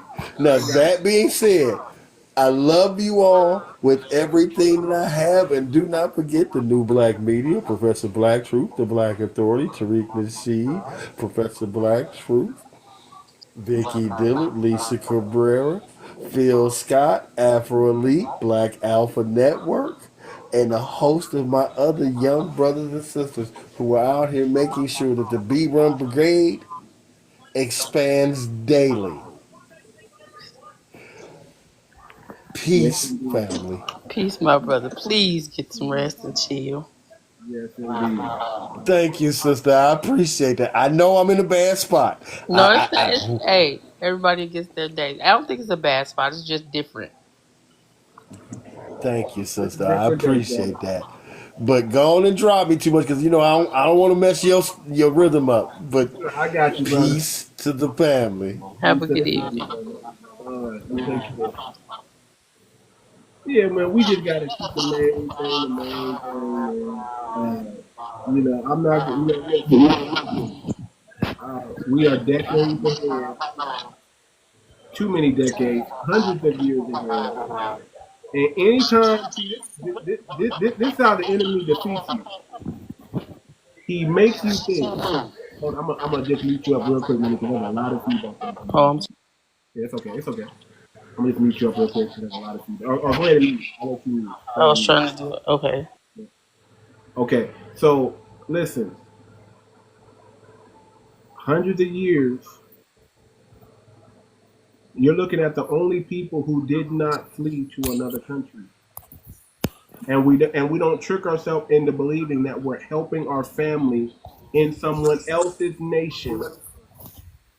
We don't do that. We stand and we resist here. Hold on, Edward. I'm gonna bring you up, but there's a lot of feedback coming from your mic too. If you can mute up for me too, brother, I'm gonna come to you right after I say what I need to say. Thank you, brother. We're hundreds of years.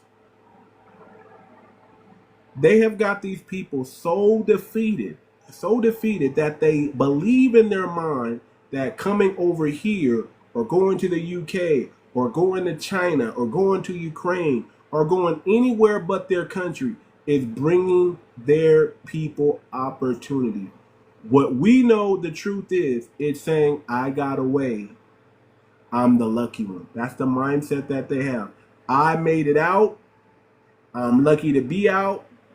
And I'm here in a country where I can talk some shit and nobody can do nothing about it. That's their mindset. They've been sold the dream of America. They've been sold the American dream. And that dream was so big, bigger than what they've ever heard of or ever seen before, that they would flee their country to get a hold of it. Instead of create an African dream, not an American dream, they need to create an African dream over in their homeland. They're no better, no different than our sellouts and our celebrities that claim they from the hood and they no longer from there anymore. Claim they for their people when they really selling their people out. Peddling poison to their neighborhood. They're no different than that. Because the lie is still the same. I made it out. Why can't you? That's the lie, family. I want you to understand. That's the lie. I made it out. So why can't you? Yeah, the American. Listen, if I can make it in America, if you can't make it in America, no. Understand. America's designed for a few people to make it and the rest of you to believe you can make it. That's why we're coming out of this system and we're going to build our own ecosystem, our own foundational Black American ecosystem where we can thrive, where we don't have to depend on their system that keeps us, that brings a few up, because you can only, listen, family, you can only get to the top unless you sell out. I'm telling you, I've seen it. I've been there. I've seen it firsthand. You can't, there's a ceiling that you're always going to hit. You have to be tarnished. You have to have blood on your hands. They got to have something to blackmail you, or you can't get through certain doors or certain corridors. That's just the way it is.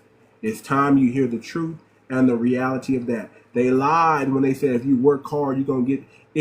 We have many people that work hard and they'll never reach the riches that they've been promised. They're going to keep working hard until the day they are unalive. Until you understand that the system is rigged, it's not designed for you to win. Those that do show winning, they had to sell their soul just to be where they're at. And that's the God that's the God's truth. That's just the truth, family.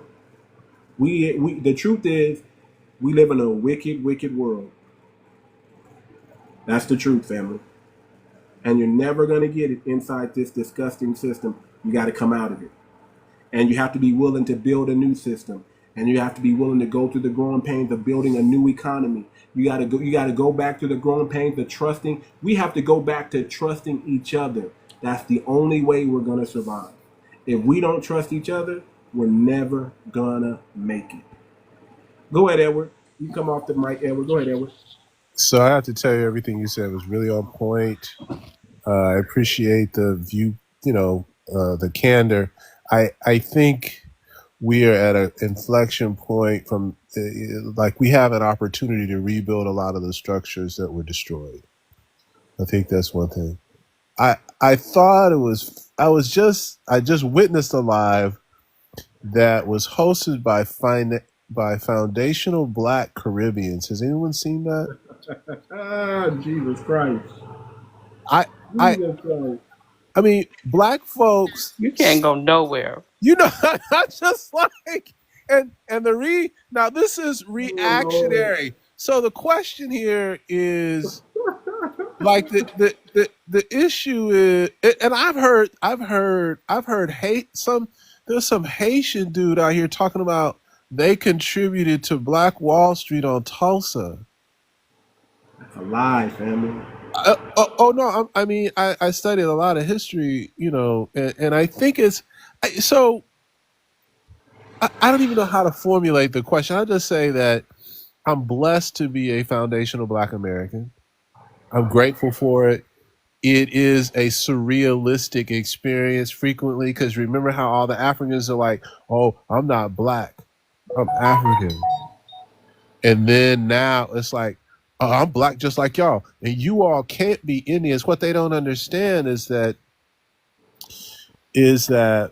what makes up a foundational Black American comes from a very interesting mixture of people. Some are native to this land. Some have some ancestry in Africa. That's just it, and we've got European. Yeah, I mean, but it's very difficult for them to understand that. So anyway, I appreciate what you're doing, man, and I just thought you get a kick out. So you hadn't heard of the foundational Black Caribbeans, then? Y'all hadn't heard of it. First time hearing. I've heard. Listen, man, they got foundational YT Americans. Okay. Oh, they started that after us? Oh yeah, This is so laughable. I heard them, and I dipped in their room, and I swear to you, they were kicking out. If you weren't from the Mayflower, they were saying, "You're not us, you immigrant." I mean, it was laughable. Well, the whole laughable. It went back to Gangs of New York. I thought I was in the Gangs of New York Part 2. Well, so there were some founding families here in the U.S., which, I mean, like, and I'll share something with you. I mean, I have a lineage that goes back to 16 something. I know that doesn't make me distinctive in this group here, but it was shocking to see it. I can go back to 1790, and I probably can go even further. But see, I'm blessed. I got a genealogist in my family that's working on my family tree, and she keeps uncovering new names and new things and adding them here and adding them there. And I just start looking at my family tree, and I'm like, dang, I went from 1833, now I'm back in 1795.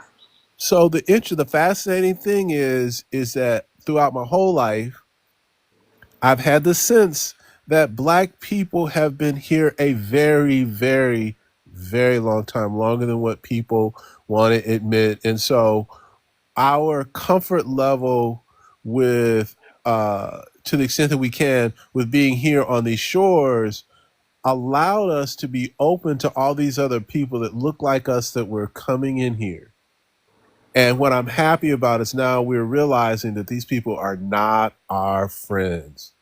They are not us. They don't have the same level they're not mature as a people. They have not grown spiritually as a people. They're small, they're narrow, they're selfish, they're mean, unlike us.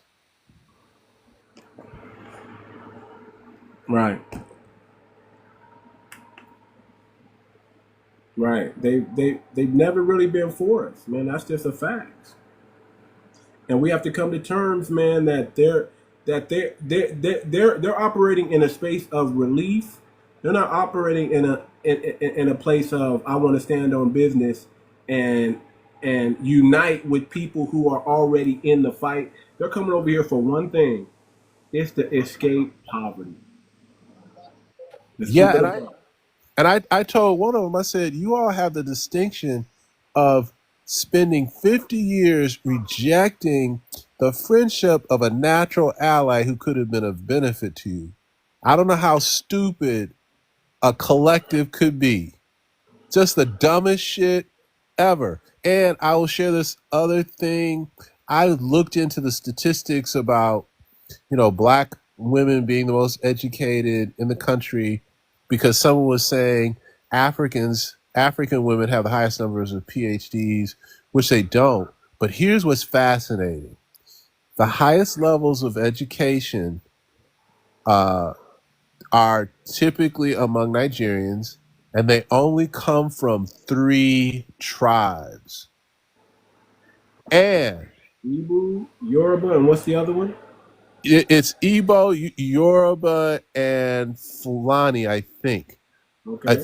I think that's what the third one is. But the Igbo lead in educational attainment.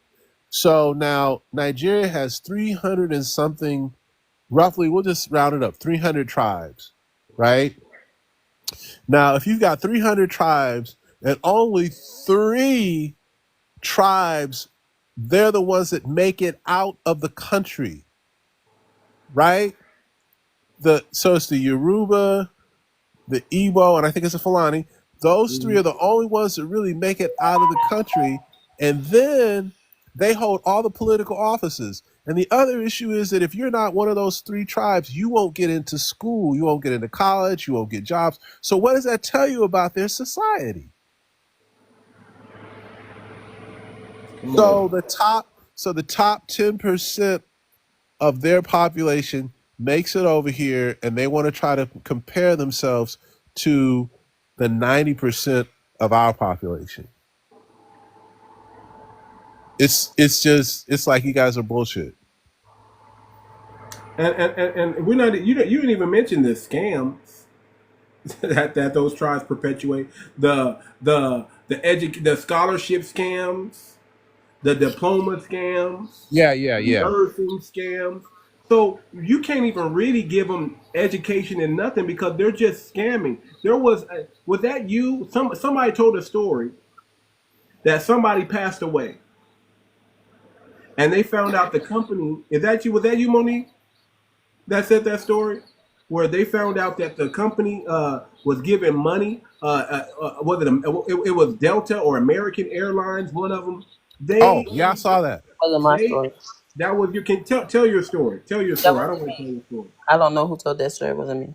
Okay. I thought it was you. Okay. Well, somebody was saying, listen, that they fired all 5, either was 5,000 or 500 of them. All of them were Nigerians, and they were using the same unalived person. The certificate. They would just change the name, and they would use the same certificate, same birthday, same number, and they would change the name, and they all got 5,000. No, it was 500 of them, and the company was paying $5,000 and was giving them a leave of absence, and then they can come back. The company caught on to what they were doing and fired all 500 of them. It was an airline. I Yeah. want to say it was Delta. It was 500 of them. So yeah. So and the one thing is, I'll tell you that's been consistent in my experience when I've reached out to Africans is that there's always some angle that they're trying to play.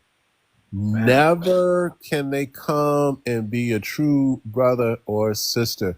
And I saw this one chick who had the nerve to say that Black Americans, they perceive us as not very useful to society.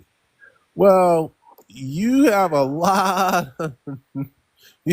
whole lot of nerve. So yeah, they are scamming big time. And sadly, well, I wouldn't say sadly. I mean, I don't know what this new sort of look back on 5 years of social media for Nigerians. I don't know if it has anything to do with our beef necessarily with them. It probably has more to do with their scamming globally. But a lot of them are going to get swept up in this. And like, look at the dude in Florida. Look at the guy that's the Surgeon General of Florida. What's his name? I don't know, but for me it was on site with him, and now I mean he's getting ready to do something really horrible in that state. You know what was 5 years ago? The PPP scam. Oh yeah, Florida They Surgeon actually General built. said the decision to end school vaccine requirement wasn't based on data, and it's a Nigerian guy, the Surgeon General of Florida, right? That's what you're talking about. exactly. No data went into his, and he Joseph said, Ladapo. "Yep, a real clown." And it's how many Nigerians are jumping up and down about how great and brilliant he is? Probably a lot of them. Because as you kind of can look at like what they have going on in their own country. I don't know if you've ever heard of this town called 𝗥𝗶𝗴𝗵𝘁𝘀𝘀𝗶cie. Have you heard of that place? No. Dude. So Nigeria leads the world in public defecation. Oh yeah. Yeah, we know that. If not the world, we'll just say Africa. I shouldn't overstate this. On the continent of Africa, Nigeria leads the continent in public defecation. There's a town called 𝗥𝗶𝗴𝗵𝘁𝘀𝗀. You have to see it to believe it. That is all I'm going to tell you, brother. Where's your family from? My family is from Mississippi and Alabama, and I grew up in Ohio because I grew up in a military family. What part of Ohio? Don't say Youngstown. Well, no, Akron. Akron. Okay. So yeah, my family from Youngstown, Ohio. That's why. Okay, so we homies. My dad's military. Yeah, my dad was military. So I was born in Ohio, and I left Ohio at like 1.5-year old. Moved to Germany, and then my pops moved us to California in 1984. Amazing. So we had a very similar trajectory. I spent the first 4 years of my life in Germany, and then my family lived in California, actually. Yeah. If you look at the picture of 𝗥𝗶𝗴𝗵𝘁𝘀𝗀, it looks disgusting. So let me just tell you what's happening there. I wish y'all could see this. Oh no, I've seen it. So basically, part of the ecosystem of 𝗥𝗶𝗴𝗵𝘁𝘀 is human feces. That's why the water's brown, and people bathe in that water, they drink with that water, and they cook with that water. Floating village. Floating slum goes digital. And they come over here with that elitist attitude. They want people to stop blogging about 𝗥𝗶𝗴𝗵𝘁𝘀 because it brings down the tourism and reputation of Nigeria. That's what they're saying. They want people to stop. Floating slum. That water is brown as hell. Jesus Christ. It is disgusting. It looks disgusting, man. And someone told, and when I was telling somebody the story about this, like, that can't be because all the people would die. No, that's not true, because the way human biology works is humans are adaptable to just about almost anything. Now, you or I or Monique, we would catch a disease and be gone. A gigantic parasite would be gone. Nothing left. Look at the feces in the water, y'all. Oh Lord, I don't know if y'all can see that. Jesus. Well, I've seen the pictures. I've seen it. I mean, you should do a post on that. Jesus Christ. And that's going to be my next I don't topic. want to see it. Mm-mm. Makoko. Have you been to Makoko lately? That's going to be my next topic. Have you been to Makoko lately? right. Jesus Christ. If I I would mean, see, they're lucky I'm not petty. If I was really petty, man, and want to hop on these Africans, man, this is exactly what I would talk about. And I would have the whole room full. Because I'd be talking about Makoko. And they'd be like, no, nigga, stop talking about it. They go crazy. yeah, man. But the thing is on one level, like we know the origins. Colonialism did a number on the continent. And Black Americans were always empathetic to them. I mean, they had oil. The English would not let them utilize their own oil to build and put together an industrial policy. We had empathy for that. We were riding for them. These are our people. Come on over here and get this good stuff we got. We opened doors for them. And they shit on us. Yeah. Yeah. And that's what's so sad to them. Brother, listen, brother, we're building an FBA ecosystem. I want you to check out this website, fbacoin.org. We're Okay. doing something unique. We're trying to build our own ecosystem, have our own currency, have our own economy. I would love for you to join our Telegram, brother, and get that first class information. Okay, all right. So I'll do that, and I appreciate you having me on, man. Enjoyed it. Good night, sir. Good night, ma'am. Good night, sir. Absolutely. One thing I just have to say. He said we're trying to. No, we are building our There own. you go. Exactly. We are. There you go.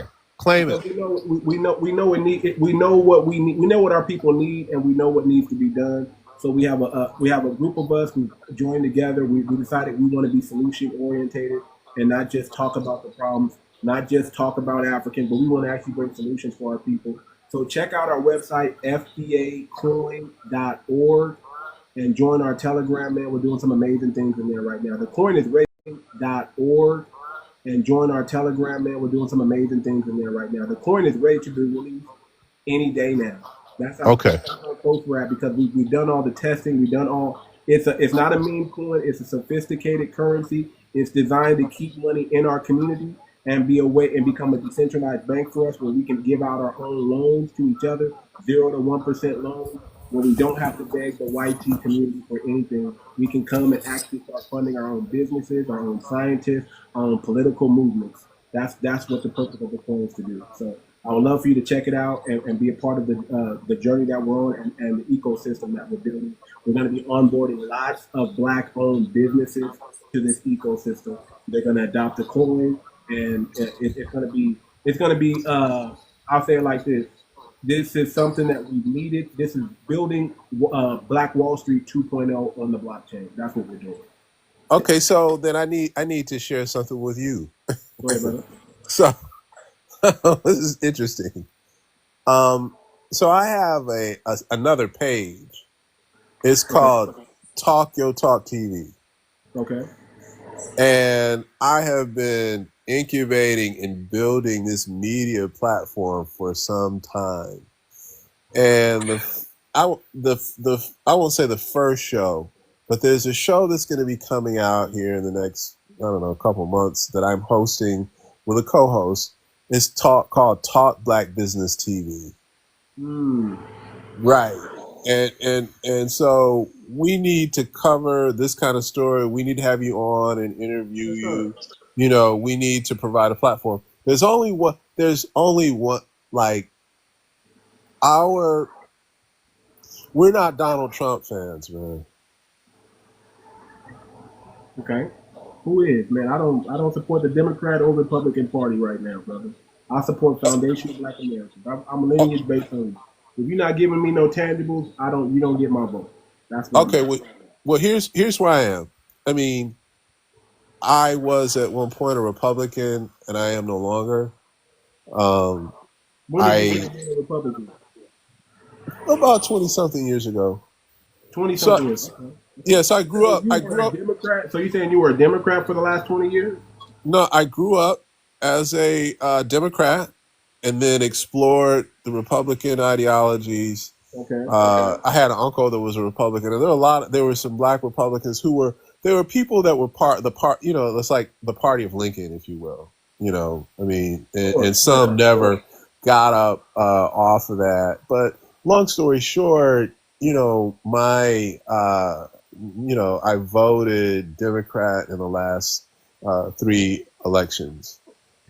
So I say this to say that, I mean, being a foundational Black American, part of our tradition has been leveraging public resources to do good for our community. And Democrats do, and people can say all kinds of things about them, but they've done a better job of that than Republicans. However, today we do need to do some more collectivizing, if you will, because if you look at the Chinese, or you look at some of the Indians, a lot of them may not hold public offices, but they hold lots of money. You know what I'm saying? Mm-hmm. And they can get the attention of politicians when they need to. Mm-hmm. So we have an opportunity to build clandestinely, right, to the extent that we can, meaning pooling of capital. I mean, when you're talking about banking, I come from a background of banking. My brother has a real zeal and desire to, he sees that as like the future for Black people. I mean, I see it as well. Decentralized banking. Exactly. Not so regular banking, but decentralized banking. But yeah, go ahead. Yeah. But it's it's like the pooling of capital for a good use. Economics, correct. Exactly. So so I see that, and I see that as something that's viable. So what I'm saying is that as I build this media presence, obviously I'll need relationships like yours. So what I mean is that as long as you're not supporting the Klan or standing under the same banners, Black people are out here standing under the Confederate flag and all this, man. I don't know those type of Black people, man. I don't even know if they're Black people. They could be tethered. I don't know. They probably first, second generation. Yeah, I mean, so it's like I just saw this nigga on here talking about how he wants Donald Trump to be a dictator and do away with the elections. I'm like, you're a psychopath. But so I don't get that vibe from you. So I'm saying that people that want to do good and do well by Black people, those are the people I want to be aligned with. Okay, so anyway, we'll connect again. So your page is too much. Is that what it is? You can go to this is my platform here. I'm also on YouTube, but you can go to the website FBAcoin.org. Okay, we'll do. My real name is on that website, by the way. Okay. I stand behind everything that's there. Okay, well, this is not my real name either. Okay. It's a contraction of W.E.B. Du Bois. Okay. William Edward Burghardt Du Bois. So, anyway. All right. Listen, y'all. Thank you. Have a good night. God bless. Talk to you again. All right. Take care. Bye. Yeah, just follow the platform, brother. Follow the platform. Crypto. Go ahead, brother. Are you still watching the game, man? Is Chicago losing? Monique, what's going on with the game, man? They lost. What happened? I wasn't watching. Yeah, they lost. They lost the third quarter. It was like 21-0 or 21-7 or something like that. Jeez, the little young boy got y'all. Who was the young boy? The quarterback, McCaffrey. You don't even know what you're talking about. You just young boy. You just trying to pour salt in the wound. Hey, listen, my Browns lost. Hey, you see her? She trying to put me in today. The little boy got y'all. She ain't talking about that. My Browns lost already on Sunday, but they didn't lose because they just lost. They lost because the kicker lost the game. He missed a field goal and he missed an extra point, and we lost by 17-16. Browns. Just so y'all know. They missed it. We gave that game away. We just gave that game. We gave it away as well. Not 21-0. That's the fourth quarter. That was no gift. No, we was winning the entire game except the fourth quarter. It just unfolded. Oh man, all the way until look. Yeah, I hear you. You on there, Ish. I'll get the highlights. I heard that. I heard that. I've been You got back. anything else to say besides the Chicago Bears? You know, well, I mean, we knew what was going to happen before, brother. Let's just be honest. Let's not even pretend like we thought it was going to be a different outcome. You know, that's the definition of insanity, right? Hoping. You know, are y'all going over to TG? Because I had some ideas. Okay, yeah, we can go over on TJ. We can do that. Yeah, definitely. Okay. And you know, so Crypto can go over there and mend his wounds a little bit before he go to the game. Hell, let me tell y'all something about me. After that game, if I don't win, I don't want to talk about it. You sound like them Cowboy fans. Hey, I don't want to be around nobody who keep talking about it.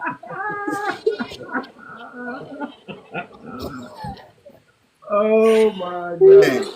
Hey, I already like my phone. I'm not replying to none of those messages. You know not to answer that phone. You know they gonna be calling. I need a safe place right now. Y'all not providing it right now. Y'all not providing. Oh my God. I love it. Monique, man. Yeah. Rub it in the face. Yes. In the face. Yeah. That's too funny. Did we get some more people in the TG? We working on. I think hopefully the brother down there does due diligence and going to Telegram at the FBA coin. Came in on the end of the guys. He talked about his media presence. Yeah, it sounds interesting. Though. Yeah, it does. You know, absolutely. Talking about them drinking and eating in them dark waters. That's just nasty. He talking about Makoko. That's why their eyes be yellow. I might seriously do a show on Makoko, man. Nah, that ain't my cocoa. That's your cocoa. I'm gonna do. Have you heard of Makoko lately? That's gonna be the name of the. That's gonna be the name of the podcast. Have you heard of Makoko lately? Yes. It's gonna be all about them and their dirty water. Tie it to Brokeback Mountain. Oh dang. And I bet you that's going on over there. I bet you money. Whenever you got, I mean, if you're cooking with feces, you can't boil shit away. You can't. Be comfortable around it. Yeah, that's kind of things as a people. Like I know for sure. Like my people. Like I don't care how poor, how impoverished in any situation.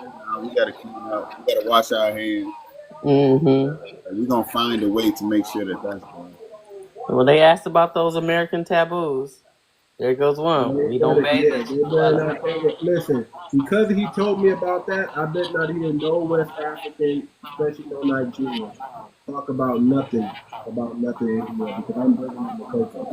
What is it called? Makoko? Makoko with the K. Makoko with the K. MOKKO. Don't mistake it for Morocco. No. Not Morocco, Makoko. They cocoa, right? We ain't one of mine. I'm gonna say where you from. They're gonna say Nigeria. I'm gonna be like, Makoko. Have you heard of Makoko lately? I know you don't want to talk no mess because Makoko is a shitball. It's just a place full of defecation and parasites. Y'all bathing in shit over there, and all them billionaires y'all claim y'all got, and y'all can't clean up Makoko. Y'all got nerve to want to come over here, and y'all ain't cleaned up Makoko. Oh my Lord, What to say? that's just nasty. I don't know what to say. All these people. I want to know what the population of Makoko now is. I want to see if there's millions of people living over there. I got to see this. Hold on. Probably not. It's probably. It might be only 300. It's like that bad. I'm hoping it's like 300 or something like that. Just a little. I bet you it's in the millions. Population. Cool.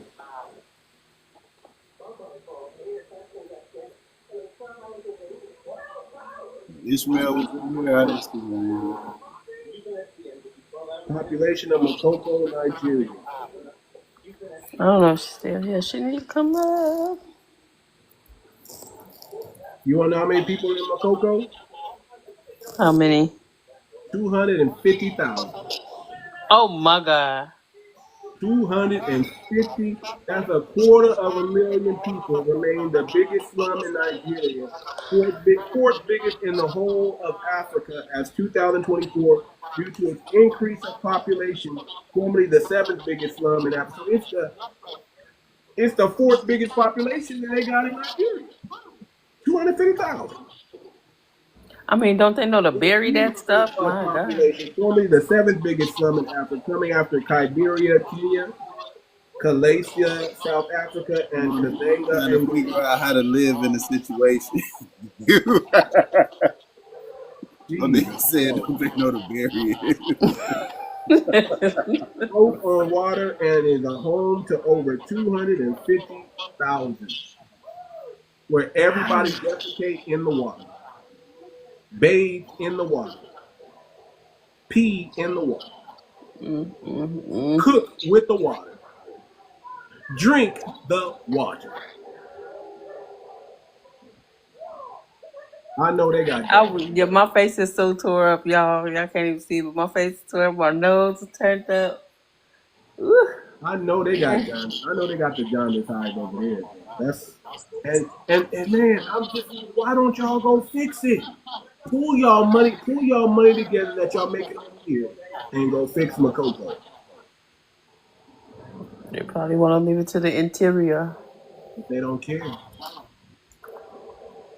They ain't got no love in their heart. That's No why they love. pulling all their family members over here. That's why they helping Africa getting the people out of there. That's crazy No work, man. love in their heart for their own countrymen. That's a shame, man. I ain't gonna lie. If I was from Makoko, I'd be trying to get my people out. I ain't gonna lie. That's all you can do. That's all you can do because ain't nobody gonna fix it. So you might as well get your people up out of there. You know, like not even out the country, just up out of there. Yeah, let's start with that. Let's get them up out of there. Jesus Christ. I mean, Jesus Christ. Let's get some Lego. The fourth I mean, that's largest worth the walk, in you know. Africa. Find a cactus or some kind of twig and suck the Our sap out or ghettos, something. our ghettos is like the Ritz Hotel to them. I guess so. Our ghettos, our slums is like Ritz-Carlton. Man, oh man, oh man. And if you make it out of Makoko, you probably the brightest of the brightest. Either bright or strong. Bright, strong, got a lot of luck on your side. Goodness. How do you work your way out of that? I wouldn't know. I'd have ran. That's all. I ran up out of there. I mean, you would think you would be like, you know what? I'm not going to live here anymore. I'd rather suffer on the streets in another city than live in a slum city where you defecate in the water and you drink it. I don't see what's the difference from the streets though. That's I mean, if it's all You ain't drinking, you ain't defecating. I mean, well, you're right. I guess you're right because they defecated. They're known for defecating in the streets out there. They're known for that. That's crazy. That is crazy. Crazy. Well, what's up? Y'all ready to shut it down? Y'all want to jump in the Telegram or what? Yeah. You can hop in the Telegram. Okay. Hey, family, listen. If you're not following us, please follow us. I'm gonna start posting. I realize I've only been going live. I haven't really been posting. I'm gonna go back to posting videos again, posting up my lives and things like that. So I'm gonna get everything back on track, family. So all I want y'all to do right now is just if you're rocking with me and you're loving the game that I'm throwing down and the people on the panel throwing down, follow everybody on the panel. Go to FBAcoin.org. We are building our own ecosystem and we have our own cryptocurrency that's going to empower us to build it. Go to FBAcoin.org, get all the information there. Click on the link that says join the Telegram, and you'll be invited to a exclusive Telegram for FBAs and the FBA coin, and you'll get exclusive information over there. It's phenomenal what we're talking about. We're about to jump. If you guys want to, and you're in the Telegram, just hop on the Telegram right now, man. We about to chop up some game. I'm gonna want to share something with it, and I'm sure it's gonna be phenomenal. So with that being said, family, anybody want to say anything? Any last words real quick before I close it down? Crypto, Monique. And I just want to echo what you said. Yeah, join us over there. Earlier today, about 20 strong. Right now, we're over 30 strong. So we're trying to build it out brick by brick. By the end of the week, I plan on pushing us all the way to 50, 60 strong, and hopefully 100 strong by the end of the week. That's the goal. I'm gonna be pushing real hard. So y'all just rock with me. Like I said, I'm on my square, and I'm about to be pushing real hard. And we got the copper color family in there too. Mm-hmm. We got the copper color family, so the lineage is gonna be intact. So I'll get some more people in the Telegram this week. Like I said, I'm pushing for 25 new people in Telegram myself. I think if everybody invite one other person, we can double that room. If everybody invite 2 people, we can triple the room. You understand what I'm saying? If we invite 3 people, we can quadruple the room. 3 people, 3 foundational Black Americans. Don't tell me y'all don't know no FBAs, man. I don't want to hear that. Y'all, I know y'all know FBAs. If you grew up in an all-Black town and you telling me you don't know no FBAs, I don't believe it. If you grew up in America and you tell me you don't know any, unless you were in Idaho or Wyoming, I know you know some FBAs. Yeah, I really just want whoever is rocking with us, I just want them to get in there. That's what's important to me. Like, if you got ideas and you want to unify, just make sure you get in there. Yeah, I mean, listen, this eventually the Telegram is going to be opened up for everybody, but I have something special for the first 100 people that join the Telegram, and I want to make sure that the FBA family be at the top and get on first before we open the floodgates to everybody else. But this coin is for us, by us, and it's supposed to benefit us. So we better. You can't listen. If you don't trust us, that's one thing. If you think it's a scam, that's another thing. But if you do your due diligence and you listen to our podcast, you know the heart that we're coming with. You know the energy that we're coming in. You know the spirit that we're coming in. So I'm telling you, do your due diligence first. Join us on the at least you can do it. Join us on the Telegram, and I guarantee the information that you're not going to hear it anywhere else. I'll guarantee that and stand on that. With that being said, family, I just want to say peace, love, reparation, and see everybody in the Telegram. Take care.